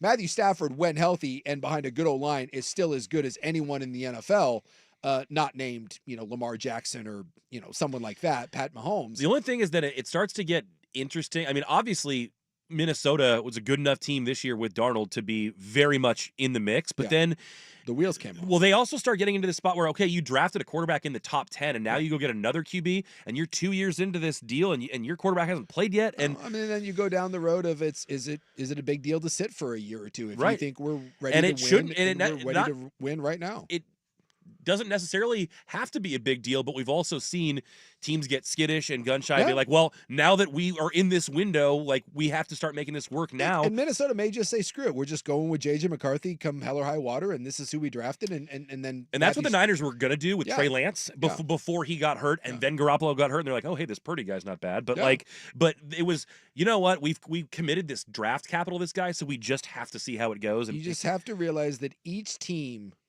is putting a player on a team doesn't mean the same thing. Every team has a different matrix when you plug in, especially I would say running back and quarterback. Yeah. Like putting in a left tackle, wherever you go, it's nice to have a left tackle and he's going to solidify you, right? He's going to be important. He's going to be important, D-line or whatever, but running back and quarterback, I would say maybe the two most dependent positions on fit and where they go. And fit matters no matter where, from the style of defense you play. And like if you're a team that plays zone coverage and you've got a man corner versus, then that makes a difference. Or, a guy that wants to play in more of a 3-4 outside linebacking role, and then you move him to a 4-3 and he's more of a rush end. All of those things can play a role, but there's no bigger fit and what it can mean than quarterback, running back. See Saquon Barkley. Saquon Barkley stays with the Giants last year. He rushes for 1,100 yards. He has 10 touchdowns and gets hurt because he's getting beat on, and he's just another dude. And you look at him and you're like, what? We're paying him $15 million to do what? Yeah. Christian McCaffrey with the Carolina Panthers was Christian McCaffrey in San Francisco. Right. And Matthew Stafford is that. Matthew Stafford with the right team can win a Super Bowl. He's worthless on the wrong team. Well, look no further than when he was in Detroit. Matthew Stafford at the peak of his physical abilities in Detroit was worth 10 wins and maybe a wild card first round exit. Yeah. Matthew Stafford with the Rams, Matthew Stafford was worth a Super Bowl. Matthew Stafford, even at this advanced age, was worth a playoff run with all their injuries and damn near knocked off. In fact, they gave Philadelphia their biggest stress in the entire playoff run. Old-ass Matthew Stafford and the Rams. Put Matthew Stafford on the Jacksonville Jaguars or put Matthew Stafford in, Seattle Seahawks. You put Matthew Stafford behind Geno Smith's offensive line. Worthless. And he's worthless. Yeah. He's worthless. They win 8 games, Stafford gets hurt, and nothing matters. Yeah. So it really, with these positions, quarterback and running back, you really do have to find situations that fit these guys. We'll take a brief exit from sports because coming up, it is time for In the News. We obviously have some weather news for you, 100-car pileups, car fires, but also bird flu updates, elephant gender reveals making national television from our very own Portland Zoo. That's coming up in the news, but first, Ortner at SportsCenter. Now, from the Fan Sports Desk, a SportsCenter update on 1080 The Fan. First on The Fan, some local college basketball this weekend. The Portland Pilots, fresh off their victory over Oregon State on Thursday. They're taking on Loyola Marymount on Saturday. That's going to be at the Chiles Center. That game can be heard here on 1080 The Fan, starting with the pregame show at 6:30. The Oregon Ducks aren't in action again until Sunday afternoon. They're taking on Rutgers at Matthew Knight Arena. Tip-off for that game is scheduled for 4 p.m. You can hear that game live on 1080 The Fan starting at 3:30 with the pregame show. Over in baseball, Marcus Stroman has rejoined the Yankees after missing the team's first 2 days of workouts. The Yankees and Stroman have had ongoing discussions about moving the pitcher into the bullpen. That is a move that Stroman does not want to do. In the NFL, the Miami Dolphins released multiple players today, including Pro Bowl running back Raheem Mostert. Mostert made 1 Pro Bowl in his 3 years while in Miami. More sports scores and stories in 30 minutes. I'm Will Ortner at the Fan Sports Desk. Listen live or on demand on the Odyssey app, the Fan's desktop player, or tell your smart speaker to play 1080 The Fan. Tired of getting dinged by subscription?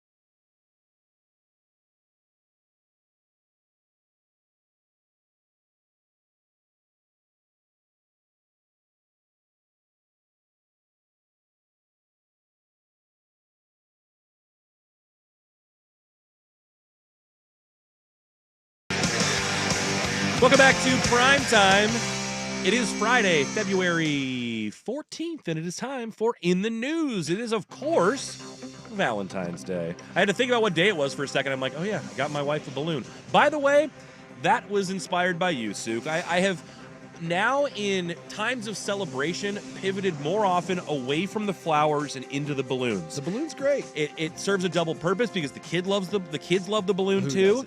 They last just as long, if not longer, than the flowers if they're Mylar, and so way longer. Yeah, got a nice big. I'm glad that balloon, and I'm glad that I can be a part. That's of kind of your move for birthdays and various celebrations, and I like it. If there is a celebratory event at the Sukanik household, a giant balloon is going to get involved. And my kids one-upped me for, it was for my birthday last year. Combined balloons. Oh. They found a giant birthday rocket ship that said happy birthday, and then a giant T-Rex Mylar dinosaur, and had the T-Rex surfing on top of the birthday rocket. I love that. Now, there was a little bit of balloon inception when I was buying the balloon today. They're making stuff out of them now, and they're making different shapes. Like they had like a balloon tower that kind of made like a Valentine's rose. I'm like, you, dude, boy, and the balloon game has been stepped up. And they're realizing now, like, people don't blink at paying $20 for flowers. We can charge you $25 for these balloons. And I'm like, okay, I'm not gonna get that one, but I'm just saying, when in doubt, you could do worse. Get a balloon. And also, let me point out something real quick. This Celebrity All-Star game is going on right now, and dude, it's 10-10 after a quarter. Is there another activity that you think you look badass doing that in reality you look like an absolute ass clown than basketball? I don't know if it's just the tank tops, but there is something about the casual man playing basketball that just looks so sad. And we all think we can play basketball. I mean, because to some extent, it's the easiest of the sports to play, right? Everyone can dribble a little bit. You think you can shoot a ball. You think you look good. There is nothing sadder than watching these people miss layups, just throw balls into the third row. I mean, it is just an absolute nightmare. And yet they all thought they were going to go out there and cook. Is that Baron Davis, by the way? That is Baron Davis. He looks so fat. Yeah. But he eats for free in that town. It's just the one activity that you think you look good and athletic at, and I'm here to tell you, you do not. You know what? The other one, and there are some people who can actually do it, but like putting an average person on a basketball court gives you a really good, like, quick idea of how athletic a person is. Maybe the one that doesn't do it, but you see all kinds of variants. The first pitch. Yeah. The first pitch, like, if the wrong person doing it, even like a really great athlete, like a John Wall or whatever, you're like, the hell was that, man? It's rough, man. It's rough out there. This thing's on, and it is just, it's an abomination. Even Barry Bonds is like, oh my God. Is that Lil Jon with Barry Bonds? I think that's 2 Chainz. Oh, is that 2 Chainz? It was 2 Chainz. Okay. 2 Chainz was a college basketball player, if I remember correctly. He was. He played in college. He was actually a real player, which is why he's probably not playing in this. He's just coaching. Although, he's also old. Terrell Owens can hoop a little bit, and he's out there. Well, Terrell Owens still looks good. There's maybe the most impressive physical specimen that I've ever seen in my entire life. Yeah, he's something. It's also Girl Scout Cookie Weekend. Now, Rob poo-poos the Girl Scout cookie. Are you also meh on the Girl Scout cookies? Yeah, I just...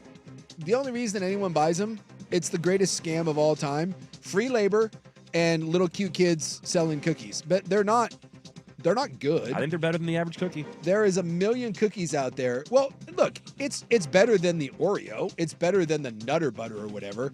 But if you eliminated the cute girl Scout, it's still not a fresh baked cookie, and you just put that cookie on the shelf, it just gets lost in the cookie sphere. It's the greatest scam of all time. It's free labor, and they make like $1 gajillion off of it. So no, I'm out. Why can't you just enjoy a cookie? I don't know if I can agree with that. I think a Thin Mint is elite, especially if it's been in the freezer. If you brought in a thing of Girl Scout cookies, you're like, hey, would you want one? I'd have no problem. I'm like, here, take one. But I've never once had a Girl Scout cookie and thought to myself, oh my God, this is great. See, but I've never... It's just a cookie. I've opened a box of Girl Scout cookies and thought I could finish these, and I've not felt the same when I open up a thing of Chips Ahoy or something like that. So it's such a mid cookie. Ooh, them's fighting words. That's just, it is. Some of them are. I still feel like, though, a mid cookie is still going to be pretty darn good. Sure, it's hard to mess up a cookie. And I love the cookie. If anything, it's high-end mid. It's Right. like middle class fancy. You No, know? I'm not like beating down the Girl Scout headquarters door to get Let me their just say cookies. this: for any mass-produced small cookie in a sleeve, they're all mid, and that's my point. Fair. Why would I do that when I could get right over there for like 99 cents a fresh bake, badass New Seasons Sure. cookie? Yeah. That's just like, oh my god, like that's a cookie. Anything you're buying from Keebler or what or Oreo, whatever, they're all mid cookies, every one of them. And the only Right. reason anyone buys the Girl Scout ones is because it's a cute package, because there's an adorable little girl there that's like, will you buy my cookie? And you're like, oh, that's cute as the dickens. And like, here's $10, or someone at your office is like, whatever. But if I set up shop next to the Girl Scouts with real cookies and I had an adorable little kid there selling those cookies, there's no one buying that. There's no one. Everyone's over Soup's here. Boy Scout fresh baked cookies. Yeah, see, but that's the thing is no one wants to buy the Boy Scout because like you look at like a 6-year-old like boy and you're like, yeah, you're probably disgusting and you're flicking your boogers. The key is the adorable little girl and the little outfit with like the sash, like that melts your heart. It gets you every time. Well, let's talk a little weather here. Weather's wreaked havoc on this fair city, and when I say wreaked havoc, I mean that they have canceled the courthouse weddings in Clackamas County today. So for all those couples who are expecting to tie the knot legally, That's so fast. not today. You're going to have to wait until at least 8:30 a.m. on Tuesday morning. No courthouse wedding. I also saw that we had a massive pileup. Did you see the I-84 Yeah, dude, accident? that thing was nuts, man. They said 100 cars involved. Jackknife. Well, you get a couple of those semis that jackknife, and then there's nothing you can do about that. Well, and it feels like then visibility like really plays a big part out there, and we didn't actually see it happen, but people unable to slow down quickly when there's been a big pile up ahead of them, and it just chain reacts all the way to the back. That's why I say, like, you can make fun of people all you want for the weather, but if you don't need to be out on the freeway when there's icy, snowy conditions, why? Because even if it's not your fault, you're minding your own business, going along at 35, 40. Next thing you know, jackknife trailer, and you're like, oh, I have to stop. And you realize, oh, you can't stop very quickly. And now you're slipping and sliding, and now you're in a 100-car pileup, and you're thinking to yourself, what was I going to do? Some of those people had to be out there, like the truckers, but someone else was like, oh my God, I did not need to go to this AutoZone right now. I was going to go see my mom today. Well, it could have waited until the weekend. Waited. Exactly. Little snow report from the region. The most, of course, up towards the mountains at Mount Hood Village. You got 6 inches yesterday. Lake Oswego got 3.7 inches, and then the city of Portland itself got 3.5 inches of snow. Yeah. So not a bad little dusting this time around. Coming up next on In the News, bird flu cases affecting cats. Try to make that make sense. And also, we have an elephant gender reveal. It's coming up in the news. Primetime, 1080 The Fan. This is The Fans.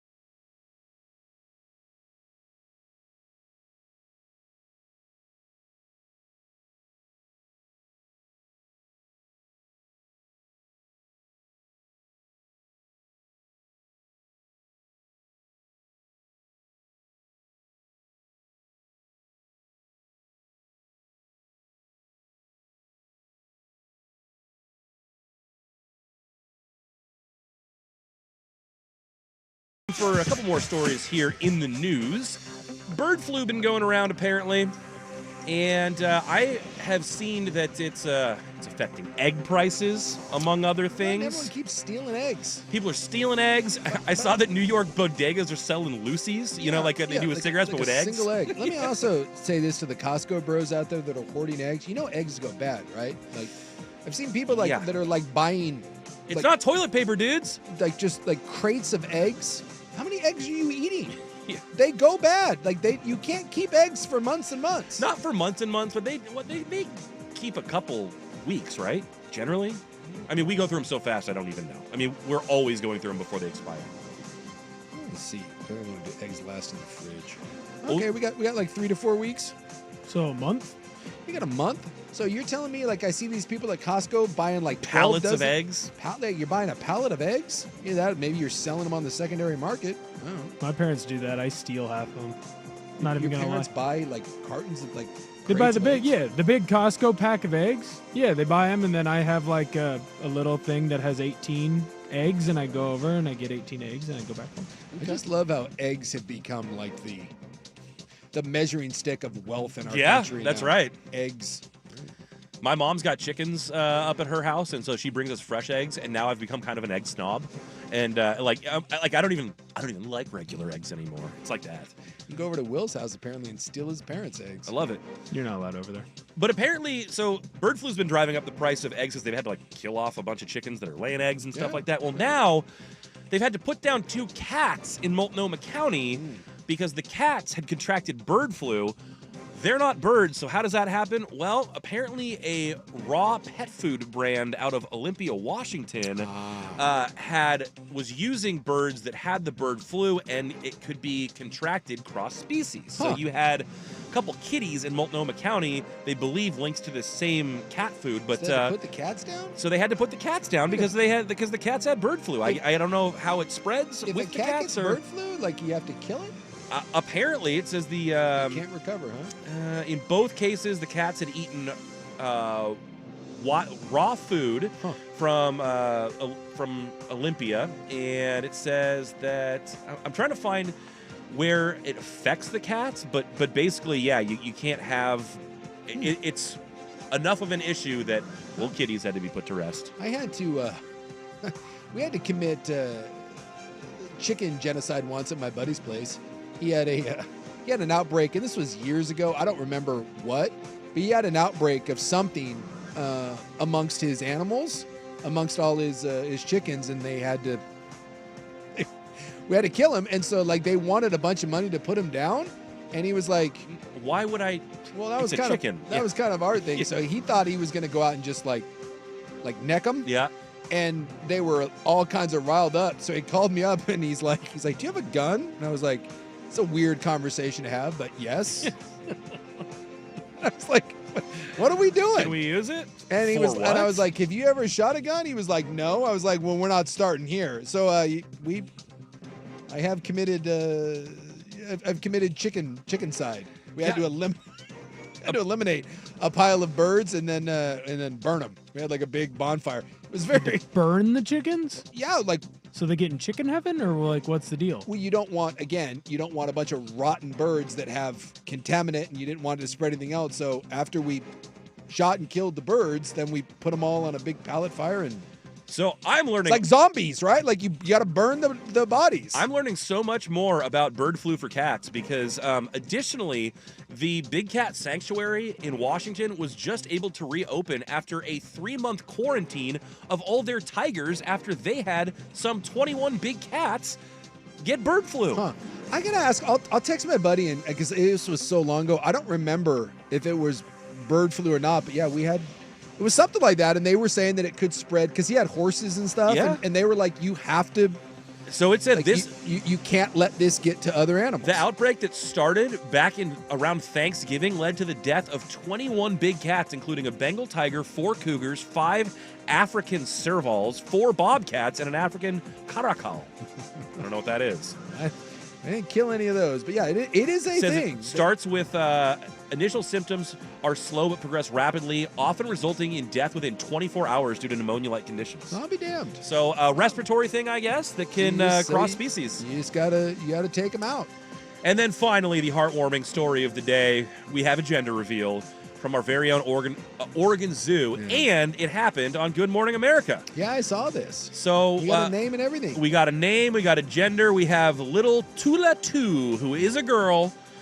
She was born on February 1st, but due to privacy and mother-calf Apparently, bonding, it's a terrible idea to go sniffing around a mother elephant and her brand new baby. You don't want to do that. So they that. gave her space for a couple weeks. And by the way, I knew that like larger mammals had a larger gestation pregnancy period. 20 months, right? What? Okay, I thought it was like 12 or maybe 13, 20 months. I think You're elephants getting close to 2 years, man. I think elephants and like the big whales, I think are the longest. I for some reason thought it was like around a year, but 20 months is insane. Yeah, so it's Mama's what, Rose 2? Mama's Rose 2, and this is Tula 2. Tula 2, and I learned from the Oregon Zoo's website that Asian elephants, which she is, live in matrilineal family groups. So family groups by the mother. And so it was important to them. The 2 part of the suffix of her name is the same held by her mom and her mom's mom. And Tula means balance, as she will bring balance to the herd. Oh. Well, it's adorable. That's all I know. It is an adorable little elephant. I saw it running around out there, and it's cute as the she was squeaking around. She got to meet her aunts, apparently. 200 pounds, that little thing. 200 pounds at birth. That thing gave birth to a 200-pound child. Yeah. Yowzers. That's all the time we have for In the News, brought to you, as always, by The Advocates. Remember, if you've been hurt, you don't need a lawyer. You need an advocate. The Hot 5 at 5 coming up next right here on The Fan.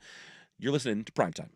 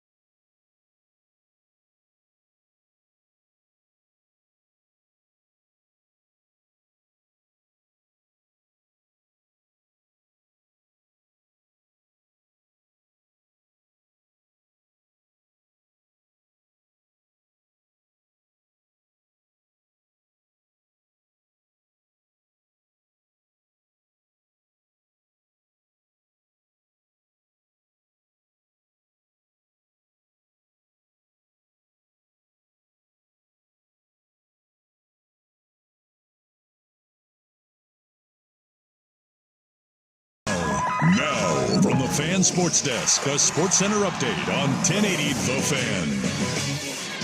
Sports Center is brought to you by Crunch Fitness. Memberships as low as $9.99 per month. Find your Crunch time in Portland, Vancouver, and online at crunch.com. First on The Fan, Marcus Stroman is rejoining the Yankees after missing the team's first 2 days of workouts. The Yankees and Stroman have had ongoing discussions about moving the pitcher back into the bullpen, a move that Stroman does not want to do. In college basketball, the Pilots are taking on Loyola Marymount on Saturday at the Chiles Center. That game can be heard here on 1080 The Fan, starting with the pregame show at 6:30. The Ducks aren't in action until Sunday afternoon when they take on Rutgers in Matthew Knight Arena. Tip-off for that game is going to be scheduled for 4, but you can tune in to 1080 The Fan at 3:30 for the live pregame show. Despite the weather, the Pacific Northwest Sportsman Show at Portland Expo Center is open. Doors are open until 8 p.m. tonight and beginning at 10 a.m. on Saturday and Sunday. Don't miss out. More sports scores and stories in 30 minutes. I'm Will Ortner at the Fan Sports Desk. Listen live or on demand on the Odyssey app, the Fan's desktop player, or tell your smart speaker to play 1080 The Fan. Jump back to earlier parts of your favorite fan shows on the Odyssey app. The only way to rewind Portland's sports leader, 1080 The Fan. Good afternoon. At the tone, Pacific Daylight Time will be... It's 5 o'clock. 5 o'clock. One step closer to my own personal hell. This is Primetime on Sports Radio 1080.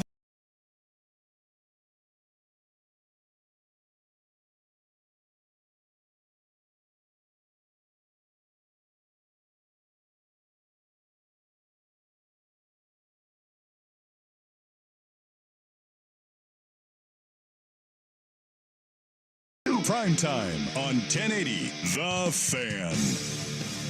Welcome back to Prime Time. Our final hour today. No club hour today, as the Rising Stars, the Castrol Rising Stars Challenge, will be on our fine airwaves here on 1080 The Fan. People are clamoring for some of that. Well, more so than people are clamoring for another look at Baron Davis, apparently, because you pointed out Baron during the break. I mean, listen, Baron was always one of those guys. It's like a little bit like, I'm trying to think of others. He had a Raymond Felton-esque Raymond Felton, or like Sean King, Maurice Jones-Drew, one of those dudes that as soon as he stopped working out, he was going to put some on, and boys, he stopped working out. Yeah, well, he looks pregnant. Yeah. James Harden's going to be like this. Yes, we've even seen him get to the edges of that. The moment James Harden's done playing, that's going to go. It's going to go south. And look, you're getting old. I mean, it happens. That guy had to stay in peak condition somewhat for years and years. I get it. You got your money, and he's all into weed and film and stuff. It's just hard when you're out there in a tank top. The tank top, it's a great equalizer, isn't it? It's a great equalizer. T.O. on the other hand looks like a fantastic. T.O. looks like $1 million. Just gonna say, Baron Davis, he probably should have gone with the undershirt. A lot of people that when you got to wear the tank top, you wear the undershirt to maybe hide the salami arms. But not Baron. He's letting it all hang out. So funny little story on looks like $1 million. I heard my dad say that to my mom one time when she dressed up when I was like a little kid. Like, oh, Stacy, you look like $1 million. And I'm like, and so I thought as a little young man, I'm like, oh, if you tell a woman she looks like money, that's great. Oh. And so the next time my mom got dressed up to go out, I said, Mom, you look like $10. And like I thought I was paying her the ultimate compliment, and she's like. Huh? Thanks. Now I'm wondering, what is that line? If you told the lady that she looked like $100? No, I don't think that's going to do that. Because then you're telling her she looks like, she got her outfit at Target or something. I don't know. 10 G's maybe? I'm trying to think of where you look like 10 grand. Well, where does it go from being insulting to being okay to being a compliment? Because let's be honest, $1 million. How many people have ever looked like $1 million? You look like $1 million. No, you don't. I think you look more like, you know what? I think that number, I'm going to go $1,000. Well, does $1 million go down based on inflation? Like, is $1 million different nowadays than $1 million in the 1930s? Like, I think that kind of plays a role too. I'm just saying, if you look like $1 million now or then, that's a great compliment. Yeah. I'm just thinking, not a lot of us look like $1 million. Like you see that a lot of Instagram posts today with this one right here. Happy Valentine's to the most beautiful gal or fella in the world. And then you look at it and it's just Steve. Couldn't imagine my life with a hotter stud than Steve. And you look at Steve and, Steve, man, I love you, buddy. But, and by the way, it goes vice versa. Like maybe instead of like the most beautiful woman in the world, maybe you just like the most loving mother, right? Like, fantastic. Maybe you go with Steve, the great provider. Just be like, hey, Steve, I picked you, man. Yeah. So the $1 million thing, I think we need to. It's causing unrealistic expectations. Tone down the over the top rhetoric a little bit. You can't say like I've never looked like $1 million. If you told me I looked like $500, I'd be like, hey, you know what? I'll take that. $500? Yeah, let's. But a G, you look like $1,000. You look like a solid $1,000. I think you're maybe a solid thou. Maybe a gold bar. I don't know what a gold bar is going for nowadays. Like one of those gold eagle coins that they sell like on PatriotPride.com. Oh yeah, I love those. You look like a gold eagle coin. More valuable than real currency. There you go. Without further ado, it's time for our Hot 5 at 5. Hot topics, hot opinions, Oh, golly, I'm hot today. and hot air. It's time for the Hot 5 at 5. It's hot. The Hot 5 at 5 on Primetime with Isaac and Sue. No, I mean it. That's very hot. The Hot 5 at 5 with Isaac and Sue. Brought to you on The Fan by Victorico's Mexican Food. Discover Victorico's new savory menu items. Order in store, online, or get it delivered straight to your door at victoricos.com.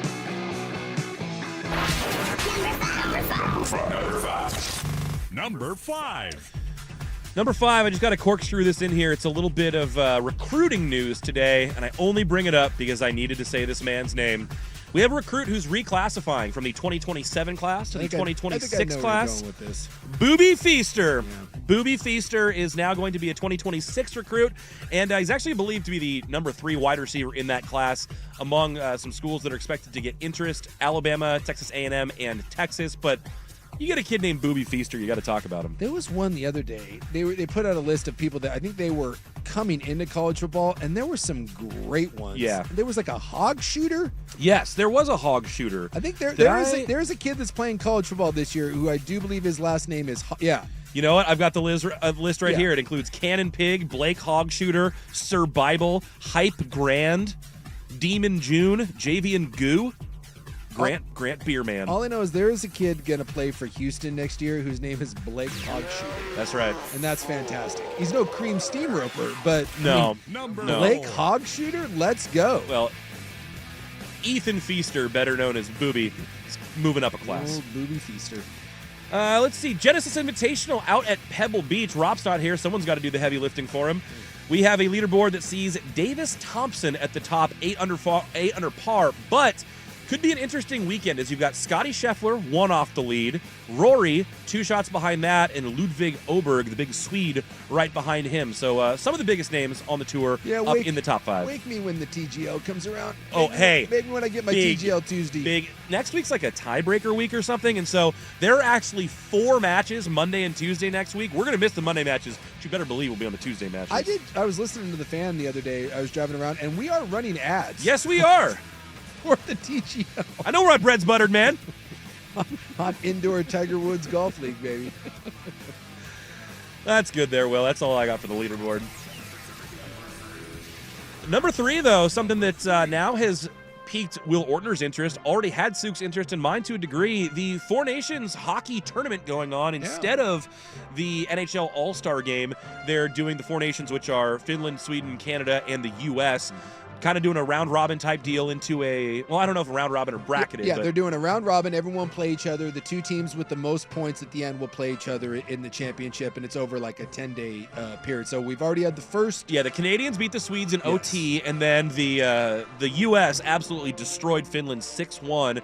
We get a day off today because they got to get everyone back on the same schedules so that they weren't staggered from when they were playing. So you actually get U.S.-Canada tomorrow, and that's supposed to be like even money game. It's just a pick 'em. And it's if you haven't been watching, and you high intensity, it has been really, really good hockey. And the U.S.-Canada game is going to be fantastic because there's a little bad blood going on right now.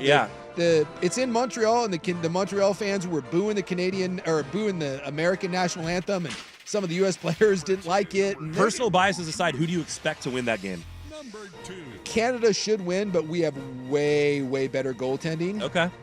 Canada, their actual skaters, way better. Our goaltending, far superior, but it's hard for me to pick against Canada when you look at their top 9 skaters.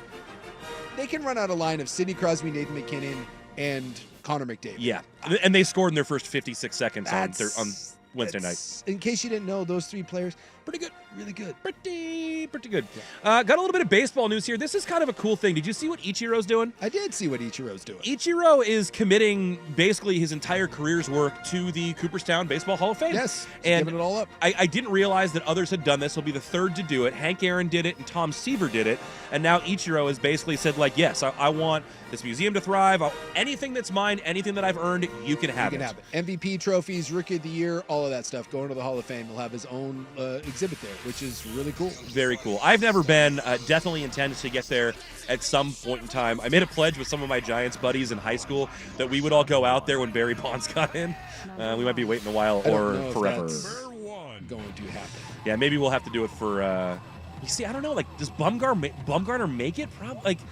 I don't know. Postseason. I mean, that's a Schilling-esque Posey will get in. Sort of thing. Yeah, Posey will get in. And then finally, number 1, it is All-Star Weekend in the NBA. Why is it number 1? Because we're off the air an hour early tonight. The Castrol Rising Stars game featuring another round-robin tournament, 4 different teams. The winning team will go on to play in the actual All-Star round-robin on Sunday with the elected All-Stars. So you've got a G League team that includes Rip City Remix's Bryce McGowan's. That team is coached by Jeremy Lin. And then Scoot Henderson was going to be in it, not because of the ankle, but Tumani Kamara is playing. He's on Team M, which is coached by Mitch Richmond. Oh, well, there you go. So it's kind of cool they're doing all the. They're bringing all, yeah. So Richmond's coaching a team, Tim Hardaway Sr.'s coaching a team, Chris Mullen's coaching a team, and Jeremy Lin's coaching a team. Jeremy Lin's a little bit of a stretch. Does Chris Mullen still have the flat top? It's like, I want to say no. It's more of like a buzz cut that is lightly shaped, but it's such a tight buzz cut. Yeah. It's not the Mullen flat top anymore. Oh, I see. I just was wondering if he's still going with that, because that's a long time to wear that hairstyle. It really is. And because when I think of him, there's only one thing I think of, and it's that haircut. Yes. I mean, he is synonymous with the white man flat top. Yes, he is. Hot 55 brought to you by Victor Rico's Mexican Food. You can check them out at victorricos.com. Coming up next, going to get back into a little quarterback news. Joe Burrow flexing a few demands around Super Bowl week. Does he have the power to get what he wants in Cincinnati? We'll talk about it next. Primetime, 1080 The Fan.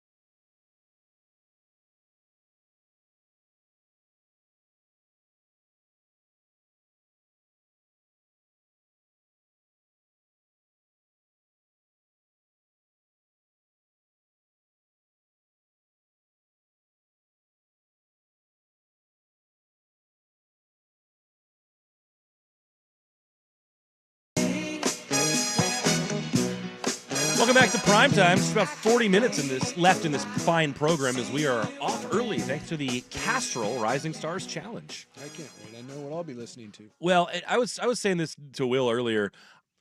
The NBA seems like it's it's no mystery. It's lost a little bit of momentum with its viewers and casual fans and such. Although, did you see the Blazers viewers? I did see that. Massive bumps. That's really interesting, and maybe that's worth just diving into here for a second, because I know that I sent this to you a couple days ago when we thought we were going to do a show, and then we had our show canceled. But yeah, we got local TV numbers in so far for the season, according to, I believe, Sports Business Journal. Yeah, because the NBA viewers for years, it's not going great. The league is not. It's not the NFL right now. No, it's going the other way. In fact, that your diehards. Any league, your diehards are going to watch. Yeah. Your diehards will be your diehards. It's what you do with the casual fan and whether you can capture them on a regular basis. And the way the NBA has been going, all the three-pointers, I mean, you can point to a lot of different things, and it is a collection of different parts that are making it this way. Yeah. But especially for the Blazers, viewership had been way, way down. And last year, when they were over on Root, and they were on, I think it was their second year on Root, and they had done, sometimes you couldn't find them, or they were on a Root Plus, or they were being preempted by the Kraken, and they were bad. They were winning, 22 games or whatever it was. Like the numbers absolutely cratered. Depending on which one you looked at, it was between 60 and 70% of their audience had gone away. Yes. I mean, it's brutal. And we knew that once we saw that, like, things were going to change. And I know it hasn't been exactly smooth with the rollout, but it's readily available now, and their numbers are up over 60% now. It's the biggest jump of any local viewership for any NBA team. And so, yeah, of year-over-year gain, Portland is number one, 68% they're up, ahead of the Mavericks, 58%. That's going to be going down. Oh, yeah. The Cavaliers, 57%, Thunder, 55%.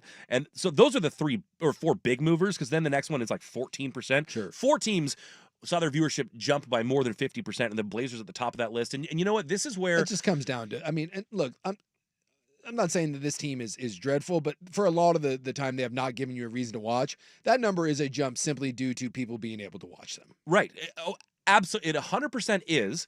But additionally, when we were going through their winning stretch, their streak / winning 10 of 11, whatever you want to call it, like that chunk when they are definitively winning games instead of losing them, and continuing to try and win games and fight to win games, and definitely not tanking. And you say, well, where's that going to get you? And, it is a little bit feel good. And yes, it kind of, for the fans that are feeling like, God, this has been miserable for so long. But this is also where that matters a little bit too, because sure.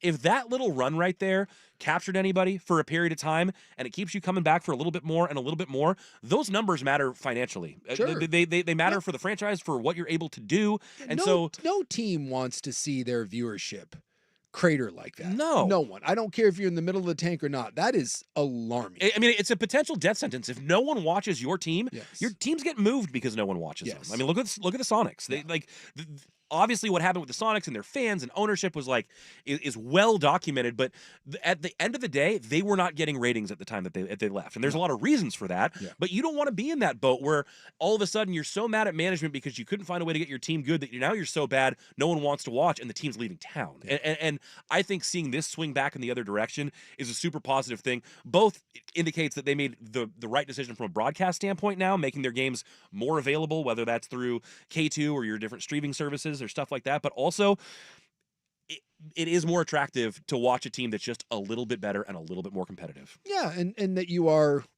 you're selling something. And I don't know how long you can sell it for, but you are selling Scoot, and you're selling Sharp, and you're selling Tamani Kamara. Mm-hmm. And I guess Klingen to an extent, whether that's kind of fallen off, although we're going to see more of him. I do think, because I'm not a diehard Blazer fan by any stretch of the imagination. I try to root for the home team when I can, try to pay attention, obviously with this being our job. But if you're irrelevant, I'm not going to pay attention to you. And for a large stretch of the season, I didn't.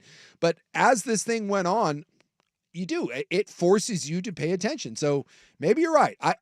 I look at this year and I say, if that run right there gets you the 10th best pick, then I really do think this is a wasted season. And I'm like, I still kind of feel that way. But also, if you inspire some people on the way, maybe there's something to that. Maybe there's enough that you tried to capture something. I just wish you could have done that and still ended up with a top 5 or 6 pick, because there's only so long you can sell youth and sell 25 or even 30 wins. And the last thing I want to see is this team with this young core kind of grow and develop, and then you develop into the 9th best team in the West, and that goes on for another 7 years. It's brutal, but at least people are watching.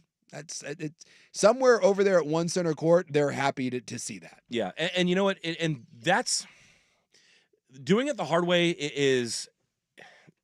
Going about it this way is super difficult. I mean, you've been in this purgatory, you've been in this limbo where you think maybe you're getting close to being able to get someone generational. We know the free agents aren't lining up, but I saw this today that I don't want to say that this will add a little extra inspiration, but maybe it means something to the fan base. And this is a quote.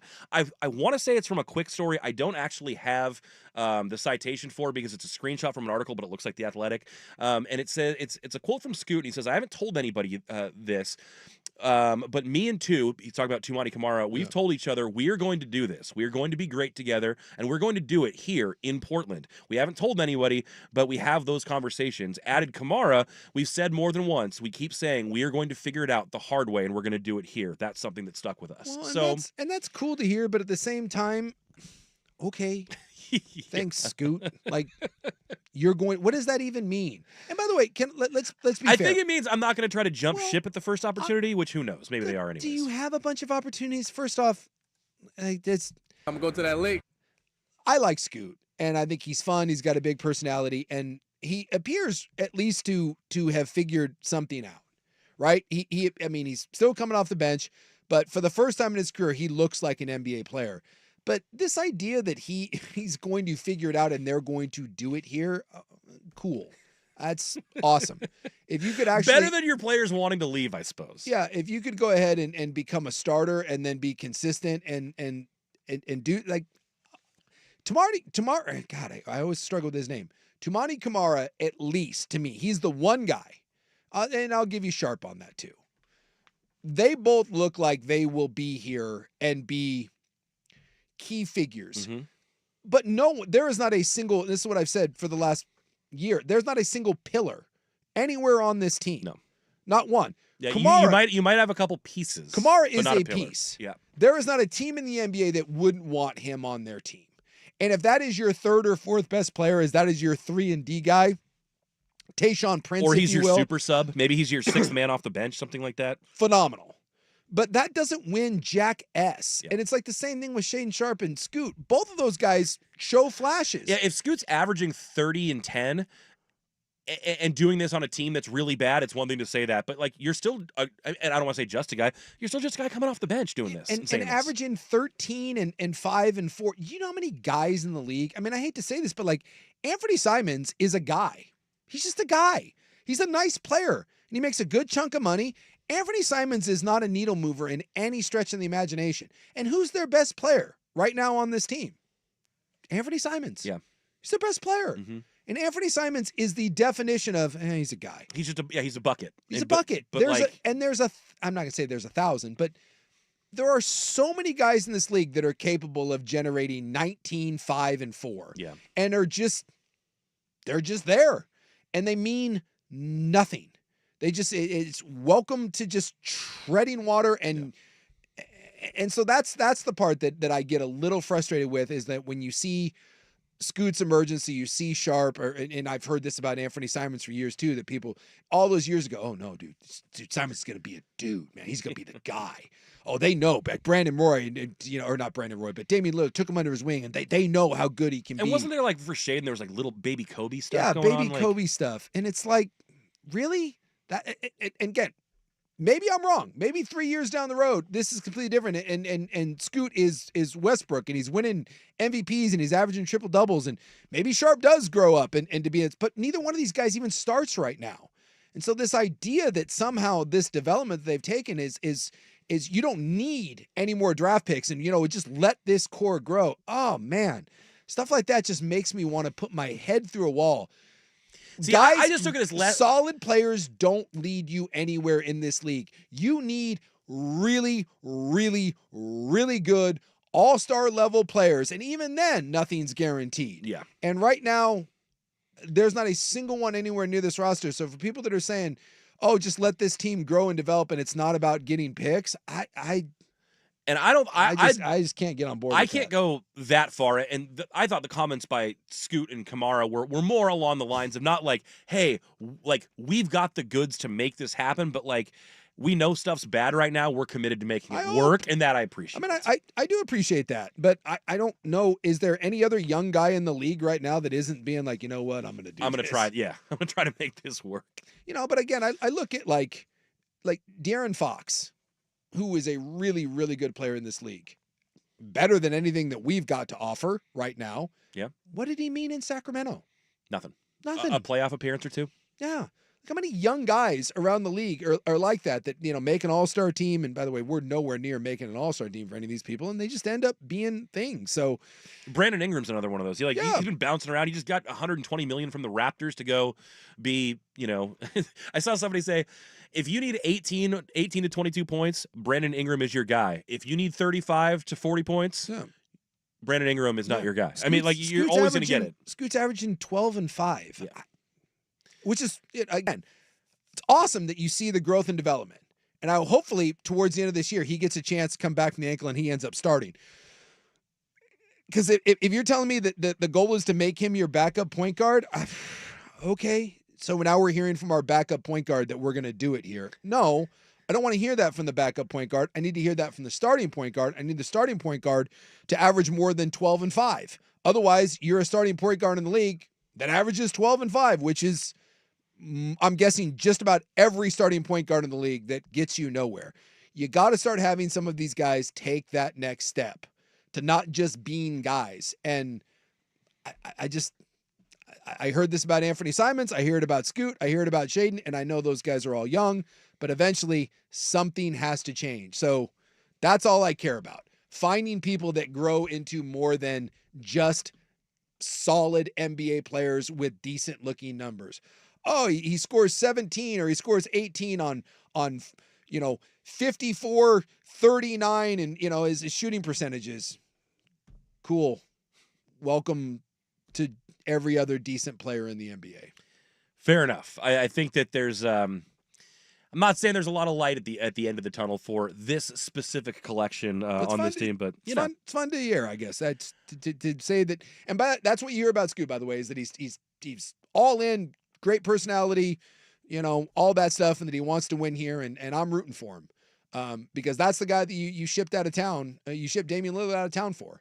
And for the first little bit, he looks nothing like someone that you should have shipped Damian Lillard out for. No. So the fact that we're seeing glimpses of it is really good, but I need more than glimpses before I start getting Razzleberry, Frogurt, and scones.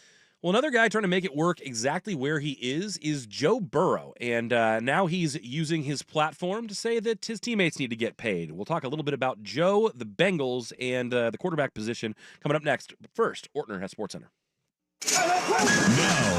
Now, from the Fan Sports Desk, a SportsCenter update on 1080 The Fan.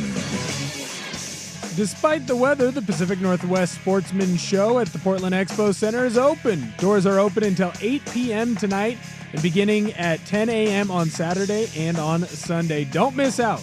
You can head on over to the Pacific Northwest Sportsman Show. First on the Fan, we got some college basketball locally over the weekend. The Portland Pilots, they're at home taking on Loyola Marymount on Saturday. That game can be heard here on 1080 The Fan, starting with the pregame show at 6:30. Then on Sunday, the Ducks are taking on Rutgers. Tip-off for that game is scheduled for 4 p.m. in Eugene. You can hear that game live here on 1080 The Fan, starting at 3:30 with the pregame show. No Four Nations hockey tonight, but we do get a doubleheader tomorrow. First, Finland takes on Sweden in Montreal. Sweden is favored by -210 on the money line. That game starts at 10 a.m. Then at 5, Team USA takes on Team Canada in the marquee round-robin match. That game is currently a toss-up with both teams at -110 on the money line. More sports scores and stories in 30 minutes. I'm Will Ortner at the Fan Sports Desk. Listen live or on demand on the Odyssey app, the Fan's desktop player, or tell your smart speaker to play 1080 The Fan. Did you score a smart speaker over the holidays? Just ask it to play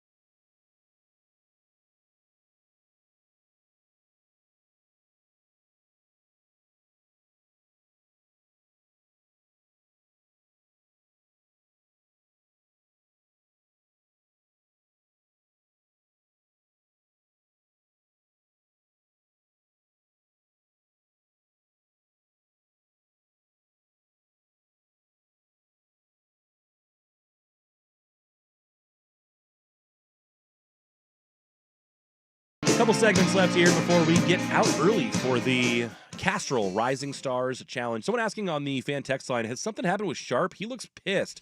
And I think that something has happened. And part of that, I hear Danny talk about this a little bit. It sounds like Chauncey and the team are unhappy with his effort on the defensive end. Yeah. And so he continues to be a bench guy, even though he gets in and he has these scoring runs that are very impressive. And other people. Yeah, and I guess they don't mind. I guess Chauncey is lit a fire under him and Scoot. I guess Scoot, I've heard, got it kind of an ass chewing. Sure. And basically said, what the F. Mm-hmm. Like, both of those guys were challenged and both of them have responded. Mm-hmm. So and Chauncey said, I like an angry Shaden. So yes. we'll keep rolling with this. I guess his thing is he's just so mellow. And they need him to play with a little more edge, fire and energy. So sure. Supposedly, he pissed off Shaden Sharp is a better Shaden Sharp. And again, in order to be, and this, I'm not saying that he can't be, but in order to be an all-star, you have to be a self-motivator. Yeah. If it takes a coach lighting your ass up or benching you or whatever, that is problematic. If you really want him to be baby Kobe, no kid gloves. No, they can't have kid, and eventually he's got to figure it out on his own. Yeah, this is not upon Chauncey Billups. This is the part that drives about the NBA that can drive me crazy. Is at some point it shouldn't take a coach or benching to motivate you to play hard. Yeah, or play consistently. Mm-hmm. But yes, both of them. It happens with young athletes during that run.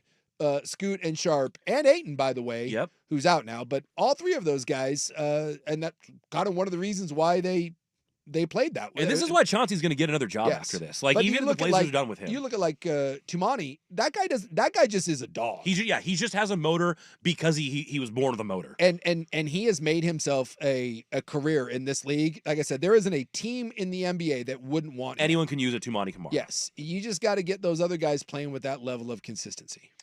Want to get to, another guy who's played with quite a bit of consistency but had a really rough season. That is Joe Burrow. The Bengals missing the playoffs by one game after losing some inexplicable ones, including the opener to the New England Patriots. It's ridiculous. And they had a chance to knock off a couple other they had a chance to beat the Ravens, beat the Chiefs, didn't do it. They had the quarterback that had statistically the best season, led the league in touchdowns and yards. They had a receiver that won the Triple Crown. Yep. In Jamar Chase, one of the best seasons we've ever seen from receiver. And you had a defensive a player that should have been defensive player of the year type. He led the league in sacks, and you missed the playoffs. Yep. That's never happened. I mean, it's inexcusable. I mean, Joe Burrow, by all accounts, you could say he was the MVP of the league this season. Yes. As far as what he did week in and week out, performance-wise, you could say better than either of the quarterbacks who were the finalists or even Saquon Barkley, who won Offensive Player of the Year. He had a damn near perfect season and no playoff appearance to show for it. He went recently onto the Pardon My Take podcast and was asked about restructuring contracts because part of Super Bowl week, he was down there, as a lot of players are, and he was stumping for his guys, saying guys like Trey Hendrickson need to get paid, and we need to go do that right now. The Bengals have historically not been the best organization as far as how they've managed things. Well, they don't really have a GM. It's right. The coaches. It's the owner's son. They don't restructure deals. They don't backload contracts they just don't. They in a world where you can manipulate the salary cap, see the Philadelphia Eagles. Yes. To such a degree that at times people laugh at the notion of a salary cap. The Cincinnati Bengals, everyone else is driving electric cars and they're driving around in a Model T. Yeah. I mean, it's just it's embarrassing. Yeah, everybody else has a blank canvas and they're painting all over the place and they've got a coloring book and they're staying right inside the lines. Yes. It's like, and Burrow knows this, and now he's watching other teams get creative and thinking, why the hell can't my team do that? So when asked about it, he said, you can convert some of the money, because he was asked about restructuring and what it would look like. He said you can convert some of the money to a signing bonus, which will lower the cap hit. You can push some of the money to the back end to lower the contract. It lowers the cap hit. And then when you get to the back end of the contract, you can restructure that and convert it back into a signing bonus. And he goes on to say, the Eagles are paying everybody. That seems to be like the way. Whatever they're doing, that's the way. And I have never seen a player publicly stump for his players the way Joe Burrow is. It's unique. It seems like he wants to make it happen there, but if ownership and management are not going to play ball, there's going to be hell to pay coming next offseason. Well, already you have their leading tackler in Jermaine Pratt has said that this offseason he wants a trade.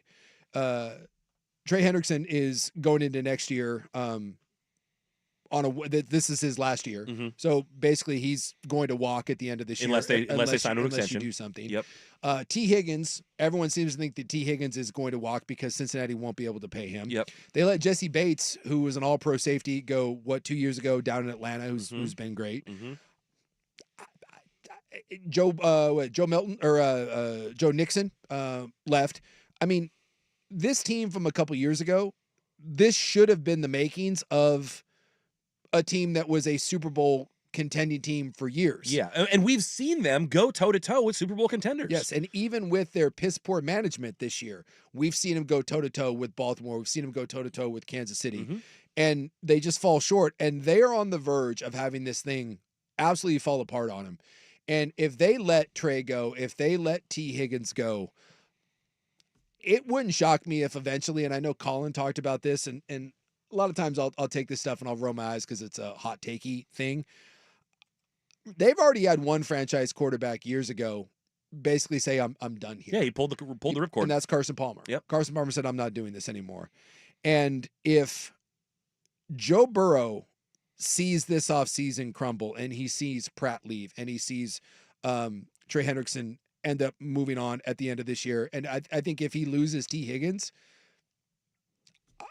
I think you're 2 years away from Joe Burrow saying, I'm done. We are not doing this, because you are going to piss away Joe Burrow's prime. You're going to piss away Joe Burrow's career. You can't be wasting these years. And you can't be running a franchise like this. You just can't. In a league that is designed for you to spend money and move things around and be flexible and constantly have rotation. You had one of the most expensive defenses in the NFL, and it was one of the worst defenses in the NFL. Mm-hmm. And the only way to turn that over is to get creative with the cap and bring in guys and pay the guys you want and draft well. And they haven't. They don't draft well. They don't scout well. They don't work the cap. And they're about to let homegrown talent walk out of here. And you do not, when your entire team is predicated on outscoring the other one, and that is on T. Higgins, Chase, and Joe Burrow. And by the way, they still have to figure out Jamar Chase's deal. Yep. You cannot let T. Higgins walk out. And I think if you do, and you end up having to deal Pratt because he wants out, I think it's only a matter of time. Yes. And that's why I said I don't think Cincinnati is a serious franchise. They had their window when everyone was cheap, and now that it's coming time to pay people and actually having to work the cap, they're getting gun shy of all the checks they think you're going to have to write and be caught on the hook for, essentially. This Cincinnati team is going to implode. It's no longer, in my opinion, this is when you talk about the elite teams in the league, Cincinnati is no longer one. And they won't get back. They will not get back unless they dumb luck their way into draft classes. And if you look in the last handful of years, they've whiffed. They've tried to do this, and unlike Philly, where you find Mitchell and DeJean and all these guys and Jordan Davis and Jalen Carter, no, it just hasn't happened. And and I don't know when the last time we saw a player of Joe Burrow's status, and it is in his youth, be on the market. But mark my words, 2 years, Joe Burrow will be saying, I'm done here. You think he's made his last playoff appearance in Cincinnati? I think there's a real good chance. Yeah. Although, I mean, he may be able to will them back next year, because they should have been in it this year with minus some really bad luck. But I think Joe Burrow over the next year or two is going to realize this roster is going anywhere. And when you look at the way Philly's constructed, when you look at what Kansas City, when you look at what Buffalo, you look at what all these teams do in the offseason, he's going to sit around and look at his roster and be like, what am I doing? It is insane to think that you can't pay 2 receivers and a quarterback. Look around the league. Everyone is doing that. Everyone is doing it. Everybody. Yep. And now you can't afford to pay what? You can't afford to pay your defense? And they're going to go to him and be like, well, we have to rebuild our defense. No, you know what they're going to do instead of paying? They hired a new defensive coordinator. That's what they did. They fired Lou Amarino, who was really highly regarded 2 years ago, and they went and got one of the hottest DCs in college, and I think that's going to be their fix. No, they're not willing to pay bonuses, and they're not willing to restructure, and they're not willing to backload things. So if you are basically playing in a league with 1.5 hands tied behind your back. You are not This is like the Dabo of the world saying that they don't want to deal like that. This is the equivalent of you were in college. You say, you know what? I don't really buy into this NIL. It's a dadgum mistake. I don't. You know what? I don't think NIL is that important. And the transfer portal. Nah, it's not really our thing. So we're not really going to lean into that. Cool. Have fun. Good luck watching the rest of the sport pass you by. When everyone else is doing it one way, you can't be the one that says we're going to do it something different. And by the way, it's one thing if you're doing it differently and you're winning with it, but you have not. You have been known as this organization that can't get out of its own way for years, and you ran one franchise quarterback out of town, you're about to do it with another. We got to run. Does it suck to be Patrick Mahomes? We'll wrap it up next on The Fan.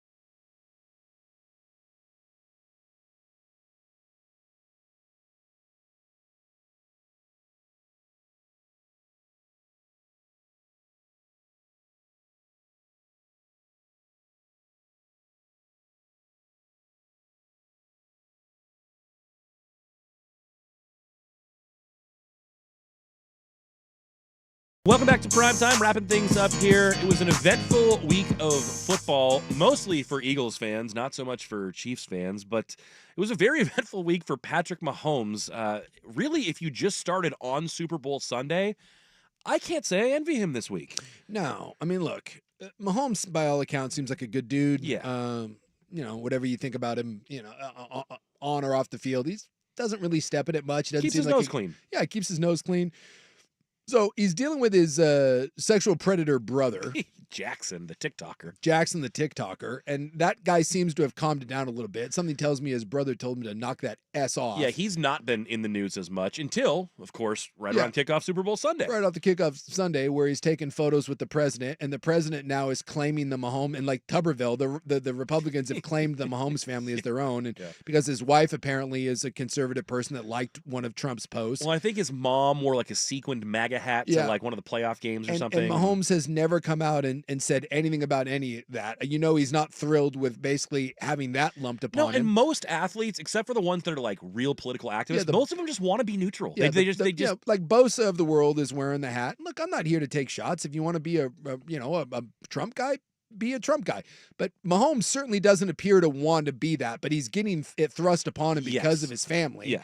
You know, at the Super Bowl and all this. So there's that, which he just doesn't want to deal with. He refuses to deal with it. And now he's got his like 3-time DUI drunken ass father who's on the streets of New Orleans on Bourbon Street on video getting into it with John Rocker. Yes, that racist ass John Rocker. Yeah, drunk ass Patrick Mahomes Sr. and racist ass John Rocker. Apparently we're going to go at it on Bourbon Street. And now it appears, according to Dave Portnoy, the El Presidente of Barstool Sports, John Rocker has signed on to fight at Rough and Rowdy, a smoker boxer match in West Virginia in a couple months. He's signed on to fight Patrick Mahomes Sr. Which Patrick Mahomes II has just got to be thrilled about. You know there's no way. There's just no way that Mahomes lets this go down. You know, every PR person that works for him is sitting down with his father right now being like, there is zero chance in hell. And that gets tricky. I mean, it shouldn't get tricky, but it's like, how does son tell dad you can't do this? What are we? I mean, I guarantee he sits around and is like, why? Guys, we are on Easy Street. I'm arguably because Barstool said they'd pay you? I'll give you the money. Whatever. I am the second greatest quarterback of all time. I make a gajillion dollars. Can you guys just not? Right? So, but there was that stuff about like Mahomes got caught a couple times telling his wife, like, knock it off when they're in public. Oh, right. You know, spraying beer.